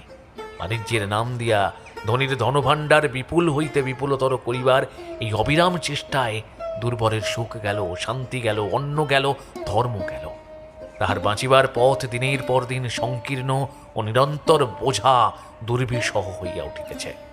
এ সত্য তো কাহারও চক্ষু হইতেই গোপন রাখিবার জো নাই। বৃদ্ধ ভদ্রলোকটি আমার এই চিন্তাতেই যেন বাক্য যোজনা করিয়া কহিলেন, মশাই, ছেলেবেলায় মামার বাড়িতে মানুষ আমি। আগে 20 কোষের মধ্যে রেলগাড়ি ছিল না, তখন কি সস্তা আর কি প্রচুর জিনিসপত্রই না সেখানে ছিল। তখন কারোর কিছু জন্মালে পাড়া প্রতিবেশী সবাই তার একটু ভাগ পেত। এখন থোর মোচা উঠোনের 2 আঁটি শাক পর্যন্ত কেউ কাউকে দিতে চায় না, বলে থাক 8:30টার গাড়িতে পাইকরের হাতে তুলে দিলে 2 পয়সা আসবে। এখন দেওয়ার নাম হয়েছে অপব্যয়। মশাই, দুঃখের কথা বলতে কি, পয়সা করার নেশায় মেয়ে পুরুষে সবাই যেন একেবারে ইতর হয়ে গেছে। আর আপনারাই কি প্রাণ ভরে ভোগ করতে পায় না। শুধুই তো আত্মীয় স্বজন প্রতিবেশী নয়, নিজেদেরও সকল দিক দিয়ে ঠকিয়ে ঠকিয়ে টাকা পাওয়াটাই হয়েছে যেন তাদের একটিমাত্র পরমার্থ। এই সমস্ত অনিষ্টের গোড়া হচ্ছে এই রেলগাড়ি। শিরার মতো দেশের রন্ধ্রে রন্ধ্রে রেলের রাস্তা যদি না ঢুকতে পেত, খাবার জিনিস চালান দিয়ে পয়সা রোজগারের এত সুযোগ না থাকতো, আর সেই লোভে মানুষ যদি এমন পাগল না হয়ে উঠত, এত দুর্দশা দেশে হতো না। রেলের বিরুদ্ধে আমার অভিযোগও কম নহে। বস্তুত যে ব্যবস্থায় মানুষের জীবন ধারণের একান্ত প্রয়োজনীয় খাদ্য সম্ভার প্রতিদিন অপহৃত হইয়া শৌখিন আবর্জনায় সমস্ত দেশ পরিপূর্ণ হইয়া উঠিতেছে, তাহার প্রতি তীব্র বিতৃষ্ণা না জন্মিয়াও পারে না। বিশেষত দরিদ্র মানবের যে দুঃখ ও যে হীনতা এইমাত্র চোখে দেখিয়া আসিলাম, কোনো যুক্তিতর্ক দিয়াই তাহার উত্তর মিলে না। তথাপি কহিলাম, আবশ্যকের অতিরিক্ত জিনিসগুলো অপচয় না করে যদি বিক্রি হয়ে অর্থ আসে, সে কি নিতান্তই মন্দ? ভদ্রলোক লেশমাত্র ইতস্তত না করিয়া নিঃসংকোচে বলিলেন, হ্যাঁ, নিতান্ত মন্দ, নিছক অকল্যাণ। ইহার ক্রোধ ও ঘৃণা আমার অপেক্ষা ঢের বেশি প্রচণ্ড। এই অপচয় ধারণাটা আপনার বিলেতের আমদানি। ধর্মস্থান ভারতবর্ষের মাটিতে এর জন্ম হয়নি, হতে পারে না। মশাই, মাত্র নিজের প্রয়োজনটুকুই কি মাত্র সত্য? হ্যাঁ, যার নেই তার প্রয়োজন মেটানোর কি কোনো মূল্যই পৃথিবীতে নেই? হ্যাঁ, সেটুকু বাইরে চালান দিয়ে অর্থ সঞ্চয় না করাই হলো অপচয়, হলো অপরাধ। হ্যাঁ, এই নির্মম নিষ্ঠুর উক্তি আমাদের মুখ দিয়ে বার হয়নি, বার হয়েছে তাদের যারা বিদেশ থেকে এসে দুর্বলে গ্রাস করে নেবার দেশব্যাপী জালে ফাঁসের পর ফাঁস যোজনা করে চলেছে। দেখুন, দেশের অন্ন বিদেশে বার করে নিয়ে যাওয়ার পক্ষপাতী আমি নই, কিন্তু একের উদ্বৃত্ত অন্যে অপরের চিরদিন পুণ্যবৃত্তি হতে থাকবে, এইটাই কি মঙ্গলের? বাস্তবিক বিদেশ থেকে এসে তো তারা জোর করে কেড়ে নিয়ে যায় না, অর্থ দিয়ে কিনেই তো নিয়ে যায়। ভদ্রলোক তিক্ত কণ্ঠে জবাব দিলেন, হ্যাঁ, কি নেই বটে, বড়শিতে টোপ গেথে জলে ফেলা যেমন মাছের সাদর নিমন্ত্রণ। এই ব্যঙ্গোক্তির আর উত্তর দিলাম না, কারণ একে তো ক্ষুধা তৃষ্ণা ও শ্রান্তিতে বাদানুবাদের শক্তি ছিল না, অপিচ তাহার বক্তব্যের সহিত মূলত আমার বিশেষ মতভেদ ছিল না। কিন্তু আমাকে চুপ করিয়া থাকিতে দেখিয়া তিনি অকস্মাৎ ভয়ানক উত্তেজিত হইয়া উঠিলেন এবং আমাকে এই প্রতিপক্ষ জ্ঞানে অত্যন্ত উষ্মার সহিত বলিতে লাগিলেন, মশাই, ওদের উদ্যম বণিক বৃদ্ধির তথ্য কথাটুকুকেই সার সত্য বলে বুঝে আছেন, কিন্তু আসলে এত বড় অসৎ বস্তু পৃথিবীতে আর নেই। ওরা জানে শুধু 16 আনার পরিবর্তে 64 পয়সা গুনে নিতে। ওরা বোঝে কেবল দেনা আর পাওনা। ওরা শিখেছে শুধু ভোগটাকেই জীবনে একমাত্র ধর্ম বলে স্বীকার করতে। তাই তো ওদের পৃথিবী জোড়া সংগ্রহ আর সঞ্চয়ের ব্যসন জগতে সমস্ত কল্যাণ আচ্ছন্ন করে দিয়েছে মশাই। এই রেল, এই কল, এই লোহা বাঁধানো রাস্তা, এ তো হলো পবিত্র ভেস্টেড ইন্টারেস্ট। এই গুরুভারেই তো সংসারে কোথাও গরিবের নিঃশ্বাস ফেলার জায়গা নেই। আপনি বলছিলেন একের প্রয়োজনে অতিরিক্ত বস্তুটুকু চালান দেবার সুযোগ না থাকলে হয় নষ্ট হতে, না হয় অভাবগ্রস্তদের বিনামূল্যে খেতে দিতে। একেই অপচয় বলছিলেন না? হ্যাঁ, তার দিক দিয়ে অপচয় বই কি। বৃদ্ধ প্রত্যুত্তরে অধিকতর অসহনীয় হইয়া উঠিলেন, কহিলেন, এইসব বিলিতি বলি অর্বাচীন আধর্মিক অজুহাত। কারণ আর একটু যখন বেশি চিন্তা করতে শিখবেন, তখন আপনারই সন্দেহ হবে বাস্তবিক এইটাই অপচয়। না দেশের শস্য বিদেশে রপ্তানি করে ব্যাংকে টাকা জমানোটাই বেশি অপচয়। দেখুন মশাই, চিরদিনই আমাদের গ্রামে গ্রামে জনকতক উদ্যমহীন, উপার্জন বিমুখ, উদাসীন প্রকৃতির লোক থাকত। তাদের মুদি ময়রার দোকানে দাবা পাশা খেলে, মরা পুড়িয়ে, বড় লোকের আড্ডায় গান বাজনা করে, বারবারি তলার মুরলি করে, আরও এমনি সব অকাজের দিন কাটত। তাদের সকলেই যে ঘরের মধ্যে অন্য সংস্থান থাকতো তা নয়, তবু অনেকের উদ্বৃত্ত এই অংশে তাদের সুখে দুঃখে দিন চলে যেত। আপনাদের অর্থাৎ ইংরেজি শিক্ষিতদের যত আক্রোশ তাদের পরেই তো, চিন্তার হেতু নেই। এই সব অলস অকেজ পরাশ্রিত মানুষগুলো এখন লোপ পেয়েছে, কারণ উদ্বৃত্ত বলে তো আর কোথাও কিছু নেই। সুতরাং হয় অন্যভাবে মরেছে, না হয় কোথাও গিয়ে কোনো ছোট্ট দাস্যবৃত্তিতে ভর্তি হয়েই জীবন্যমিতভাবে পড়ে আছে। ভালোই হয়েছে, মেহন্নতের গৌরব প্রতিষ্ঠিত হয়েছে, জীবন সংগ্রামগুলির সত্যতা প্রমাণিত হয়েছে। কিন্তু আমার মতো যাদের বেশি পয়সা হয়েছে তারাই জানে কি গেছে। জীবন সংগ্রাম তাদের বিলুপ্ত করেছে, কিন্তু সমস্ত গ্রামের আনন্দটুকুও যেন তাদেরই সঙ্গে সহমরণে গেছে। এই শেষ কথাটায় চকিত হইয়া তাহার মুখের প্রতি চাহিলাম। ভালো করিয়া লক্ষ্য করিয়াও তাহাকে অল্প শিক্ষিত সাধারণ গ্রাম্য ভদ্রলোক ব্যতীত কিছুই বেশি মনে হইল না। অথচ বাক্য যেন তাহার অকস্মাৎ আপনাকে অতিক্রম করিয়া বহুদূর চলিয়া গেল। তাহার সকল কথাকেই যে অভ্রান্ত বলিয়া অঙ্গীকার করিতে পারিলাম তাহা নহে, কিন্তু অস্বীকার করিতেও বেদনা বোধ করিলাম। কেমন যেন সংশয় জন্মিল। এ সকল বাক্য তাহার নিজের নয়, এ যেন অলক্ষিত আর কাহারও জবানি। অতিশয় সংকোচের সহিত প্রশ্ন করিলাম, কিছু যদি মনে না করেন। না না, মনে করব কেন, বলুন। আচ্ছা, এ সকল কি আপনার নিজেরই অভিজ্ঞতা, নিজেরই চিন্তার ফল? আমাদের স্বামীজি কখনো মিথ্যা উচ্চারণ করেন না। তার মতো জ্ঞানী কেউ আছেন নাকি? স্বামীজিকে? স্বামী ব্রজানন্দ বয়সে কম হলে কি হয়েছে? অগাধ পণ্ডিত, অগাধ। তাকে আপনারা চেনেন নাকি? চিনি না? বেশ, তিনি আমাদের আপনার লোক বললেই যা হয়। এই বাড়িতে তো তারই প্রধান আড্ডা। এই বলিয়া তিনি সঙ্গের ভদ্রলোকটিকে দেখাইয়া দিলেন। আড্ডা বলো না নরেন, বলো আশ্রম। মশাই, আমি গরিব, যা পারি তার সেবা করি, কিন্তু এ যেন বিদুরের গৃহে শ্রীকৃষ্ণ। মানুষ তো নয়, মানুষের আকৃতিতে দেবতা। সম্প্রতি কতদিন আছেন আপনাদের গ্রামে? প্রায় মাস 2 হবে। এই অঞ্চলে না আছে একটা ডাক্তার বুদ্ধি, না আছে একটা স্কুল। এর জন্যই তার যত পরিশ্রম, আবার নিজেও একজন মস্ত ডাক্তার। এতক্ষণে ব্যাপারটা বেশ স্পষ্ট হইল। এনেই সেই আনন্দ। সাঁইতিয়া স্টেশনে আহারাদি করাইয়া রাজলক্ষ্মী যাহাকে পরম সমাদরে গঙ্গা মাটিতে আনিয়াছিল, সেই বিদায়ের ক্ষণটি মনে পড়িল। রাজলক্ষ্মীর সে কি কান্না! পরিচয় তো মাত্র 2 দিনের, কিন্তু কত বড় স্নেহের বস্তুকেই যেন চোখের আড়ালে কোন ভয়ানক বিপদের মুখে পাঠাইয়া দিতেছে, এমনই তাহার ব্যথা।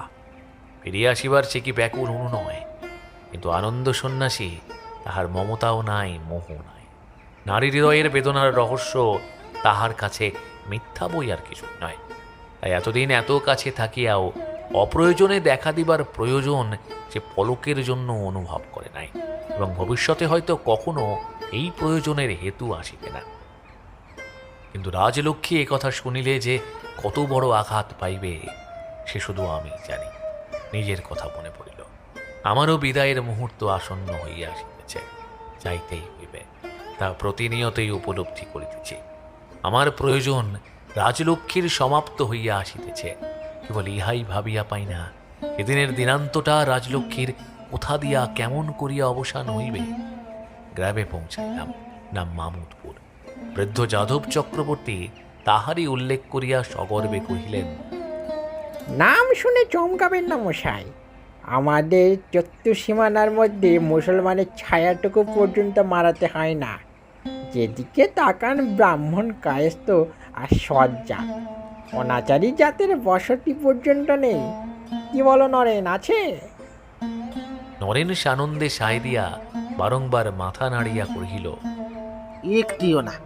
একটিও না, তেমন গায়ে আমরা বাস করি নে। হইতে পারে সত্য, কিন্তু এত খুশি হইবারই বা কি আছে ভাবিয়া পাইলাম না। চক্রবর্তী গৃহে বজ্রানন্দের সাক্ষাৎ মিলিল। হ্যাঁ, তিনি বটে। আমাকে দেখিয়া তার যেমন বিস্ময় তেমনই আনন্দ। দাদা যে হঠাৎ এখানে? এই বলিয়া আনন্দ হাত তুলিয়া নমস্কার করিলেন। এই নরদেহধারী দেবতাকে সসম্মানে অভিবাদন করিতে দেখিয়া চক্রবর্তী বিগলিত হইয়া গেলেন। আশেপাশে আরো অনেকগুলি ভক্ত ছিলেন, তাহারাও উঠিয়া দাঁড়াইলেন। আমি যেই হই, সামান্য ব্যক্তি যে নয়, এ সম্বন্ধে কাহারও সংশয় রহিল না। আপনাকে বড় রোগা দেখাচ্ছে দাদা। আনন্দ বিশেষ কোনো ব্যাকুলতা প্রকাশ করিলেন না। ঈষৎ হাসিয়া অপরের কান বাঁচাইয়া কহিলেন, এতটা দুদিনের উপবাস হয় না দাদা, একটু দীর্ঘকালের দরকার। কি হয়েছিল? জ্বর? আশ্চর্য নয়, ম্যালেরিয়া তো আছেই। চক্রবর্তী আতিথ্যের ত্রুটি করিলেন না। খাওয়াটা আজ ভালো রকমই হইল। আহারান্তে প্রস্থানের আয়োজন করিতে আনন্দ জিজ্ঞাসা করিলেন, আপনি হঠাৎ কুলিদের মধ্যে জুটেছিলেন কি করে? দৈবের চক্রান্তে।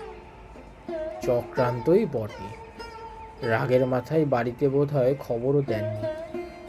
না, কিন্তু সে রাগ করে নয়, দেওয়া বাহুল্য বলেই দিন।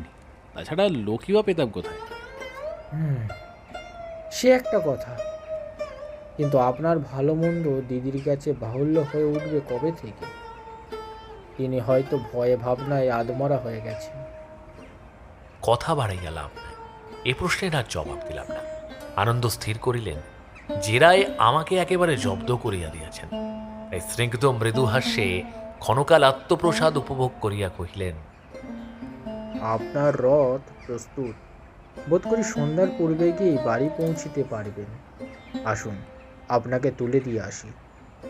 কিন্তু বাড়ি যাওয়ার পূর্বে কুলিদের একটু খবর নিয়ে যেতে হবে। তার মানে রাগ এখনো পড়েনি? দৈবের ষড়যন্ত্রে দুর্ভোগ যা কপালে ছিল তা বলেছে। আপনি ডাক্তারও নয়, সাধু বাবাও নয়, গৃহী লোক। এখন খবর নেওয়া যদি কিছু থাকে তো সে ভার আমাকে দিয়ে নিশ্চিত হয়ে বাড়ি যান। কিন্তু গিয়ে আমার নমস্কার জানিয়ে বলবেন তার আনন্দ ভালো আছে। দ্বারে গরুর গাড়ি তৈরি ছিল। গৃহস্বামী চক্রবর্তী আসিয়া স্বনির্বন্ধ অনুরোধে জানাইলেন, এদিকে আর যদি কখনো আসা হয়, এ বাড়িতে যেন পদডলি দিয়ে যান। হ্যাঁ হ্যাঁ। তাহার আন্তরিক আতিথ্যের জন্য সহস্র ধন্যবাদ দিলাম, কিন্তু দুর্লভ পদধূলির আশা দিতে পারিলাম না।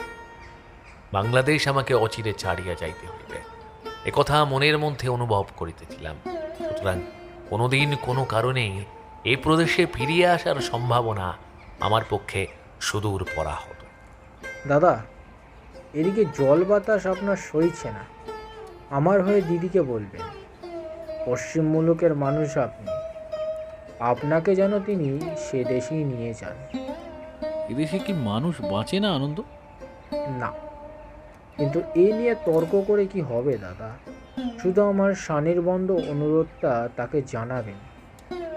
মৌন হইয়া রহিলাম, কারণ রাজলক্ষ্মীকে অনুরোধ জানানো যে আমার পক্ষে কত কঠিন আনন্দ তাহার কি জানে। কই, আমাকে তো একবারও যাবার নিমন্ত্রণ করলেন না দাদা।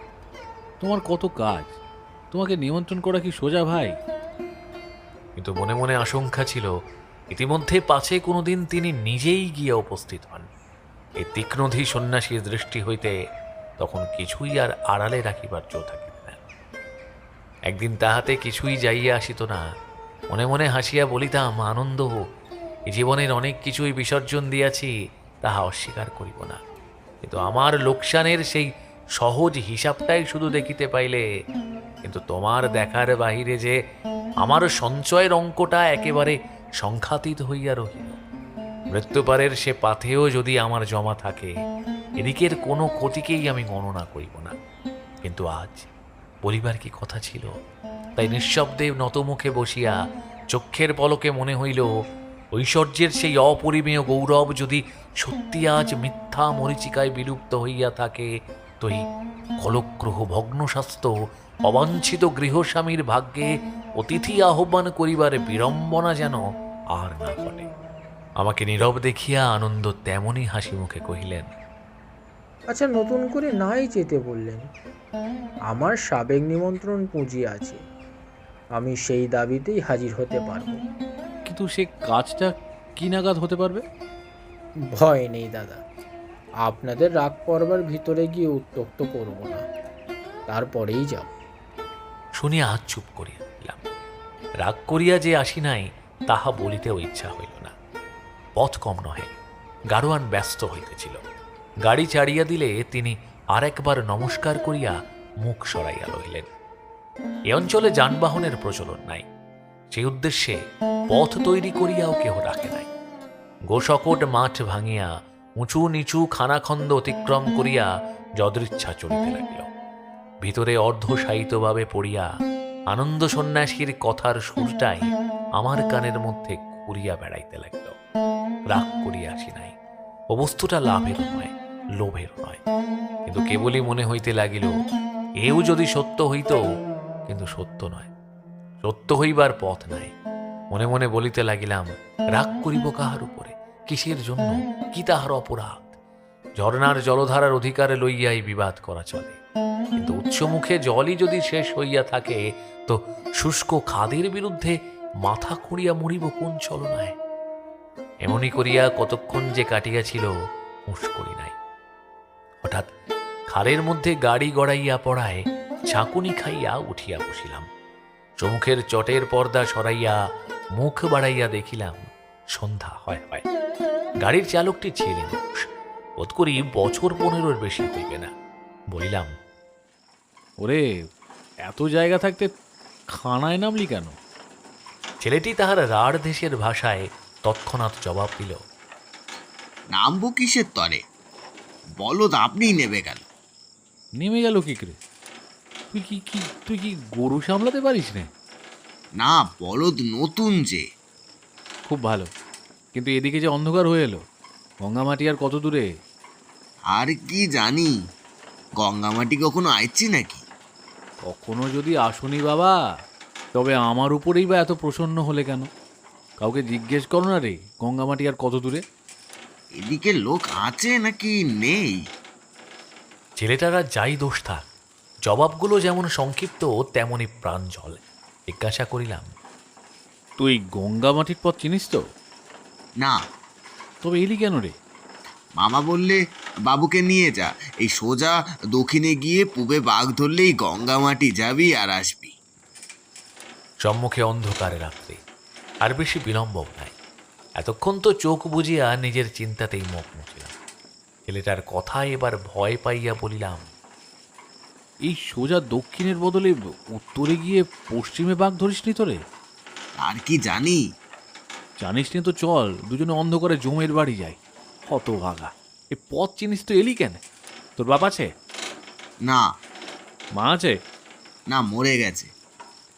আপদ গেছে, চল তাহলে আজ রাত্রে তাদের কাছে যাওয়া যাক। তোর মামার শুধু বুদ্ধি বিবেচনা নয়, দয়া মা আছে। আর খানিকটা অগ্রসর হওয়ার পরে ছেলেটা কাঁদিতে লাগিল, জানাইল যে আর সে যাইতে পারিবে না। থাকবি কোথায়? সে জবাব দিল যে সে ঘরে ফিরিয়া যাইবে। তুমি বাবু নেবে যাও, মামা বলে দিয়েছে ভাড়া 5 কম দিলে আমাকে মারবে। আমার জন্য তুমি মার খাবে, সে কেমন কথা? একবার ভাবিলাম এই গাড়িতেই যথাস্থানে ফিরিয়া যায়, কিন্তু কেমন যেন প্রবৃত্তি হইল না। রাত্রি আসন্ন, স্থান অপরিচিত, লোকালয় যে কোথায় এবং কত দূরে বুঝিবার জো নাই। কেবল সম্মুখে একটা বড় আম কাঁঠালের বাগান দেখিয়া অনুমান করিলাম গ্রাম বোধহয় খুব বেশি দূরে হইবে না। আশ্রয় হয়তো একটা মিলিবে, আর যদি নাই মিলে তাহাতেই বা কি, না হয় এমনি করিয়াই এবার যাত্রা শুরু হইবে। নামিয়া ভাড়া চুকাইয়া দিলাম। দেখিলাম ছেলেটির শুধু কথাই নয়, কাজের ধারাও চমৎকার স্পষ্ট। নিমেষে গাড়ির মুখ ভিড়াইয়া লইল। বৃষযুগল গৃহ প্রত্যাগমনের ইঙ্গিত মাত্র চোখের পলকে অদৃশ্য হইয়া গেল। সন্ধ্যা শেষ হইল বলিয়া, কিন্তু রাত্রির অন্ধকার গাঢ়তর হইয়া উঠিতে তখনও বিলম্ব ছিল। এই সময়টুকুর মধ্যে যেমন করিয়া হোক আশ্রয় খুঁজিয়া বাহির করিতে হইবে। এ কাজ আমার পক্ষে নূতন নহে, কঠিন বলিয়াও কোনোদিন ভয় হয় নাই। কিন্তু আজ সেই আমবাগানের পাশ দিয়া পায়ে চলা পথের রেখা ধরিয়া যখন ধীরে ধীরে অগ্রসর হইতে লাগিলাম, তখন কেমন যেন উদ্বিগ্ন লজ্জায় মনের ভিতরটা ভরিয়া আসিতে লাগিল। ভারতের অন্যান্য প্রদেশের সঙ্গে একদিন ঘনিষ্ঠ পরিচয় ছিল, কিন্তু এখন যে পথে চলিয়াছি, এ বাংলার রাঢ় দেশ, ইহার সম্বন্ধিত কোনো অভিজ্ঞতা নাই। কিন্তু এ কথা স্মরণ হইল না যে সকল দেশের সম্বন্ধেও একদিন এমনই অনভিজ্ঞই ছিলাম, জ্ঞান যাহা কিছু পাইয়াছি তা এমনই করিয়াই আপনাকে সঞ্চয় করিতে হইয়াছিল, অপরে করিয়া দেয় নাই।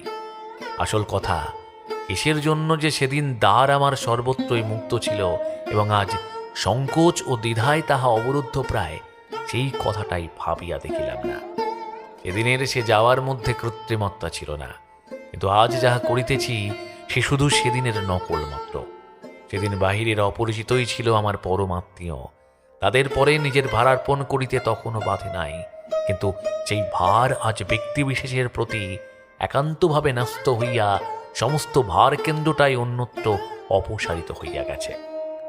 তাই আজ অজানা অচেনার মধ্যে চলিবার পা দুটো আমার প্রতিপদেই ভারী হইয়া আসিতেছে। এদিনের সেই সব দুঃখের ধারণায় আজ কতই না প্রভেদ, তথাপি চলিতে লাগিলাম। এ বনের মধ্যে রাত্রি যাপনের সাহসও নাই, শক্তিও গেছে। আজিকার মতো কিছু একটা পাইতেই যে হইবে। ভাগ্য ভালো, খুব বেশি দূর হাঁটিতে হইল না। পত্রঘন কি একটা গাছের ফাঁক দিয়া অট্টালিকার মতো দেখা গেল। সেই পথটুকু গড়িয়া তাহার সম্মুখে গিয়া উপস্থিত হইলাম। অট্টালিকায় বটে, কিন্তু মনে হইল জনহীন। সুমুখে লোহার গেট, কিন্তু ভাঙা শিকগুলার অধিকাংশই লোকে খুলিয়া লইয়া গিয়াছে। ভিতরে ঢুকিয়া পড়িলাম। খোলা বারান্দা, বড় বড় দুটো ঘর, একটা বন্ধ এবং যেটা খোলা, তাহার দ্বারে আসিবা মাত্র একজন কঙ্কালসার মানুষ বাহিরে আসিয়া দাঁড়াইল। দেখিলাম ঘরের চার কোণে চারিটা লোহার খাট।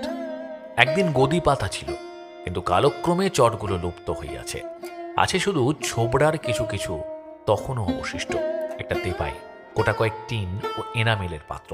তাহাদের স্ত্রীও বর্তমান অবস্থা বর্ণনাতীত। অনুমান যাহা করিয়াছিলাম তাহাই বটে। বাড়িটি হাসপাতাল। এই লোকটি বিদেশী।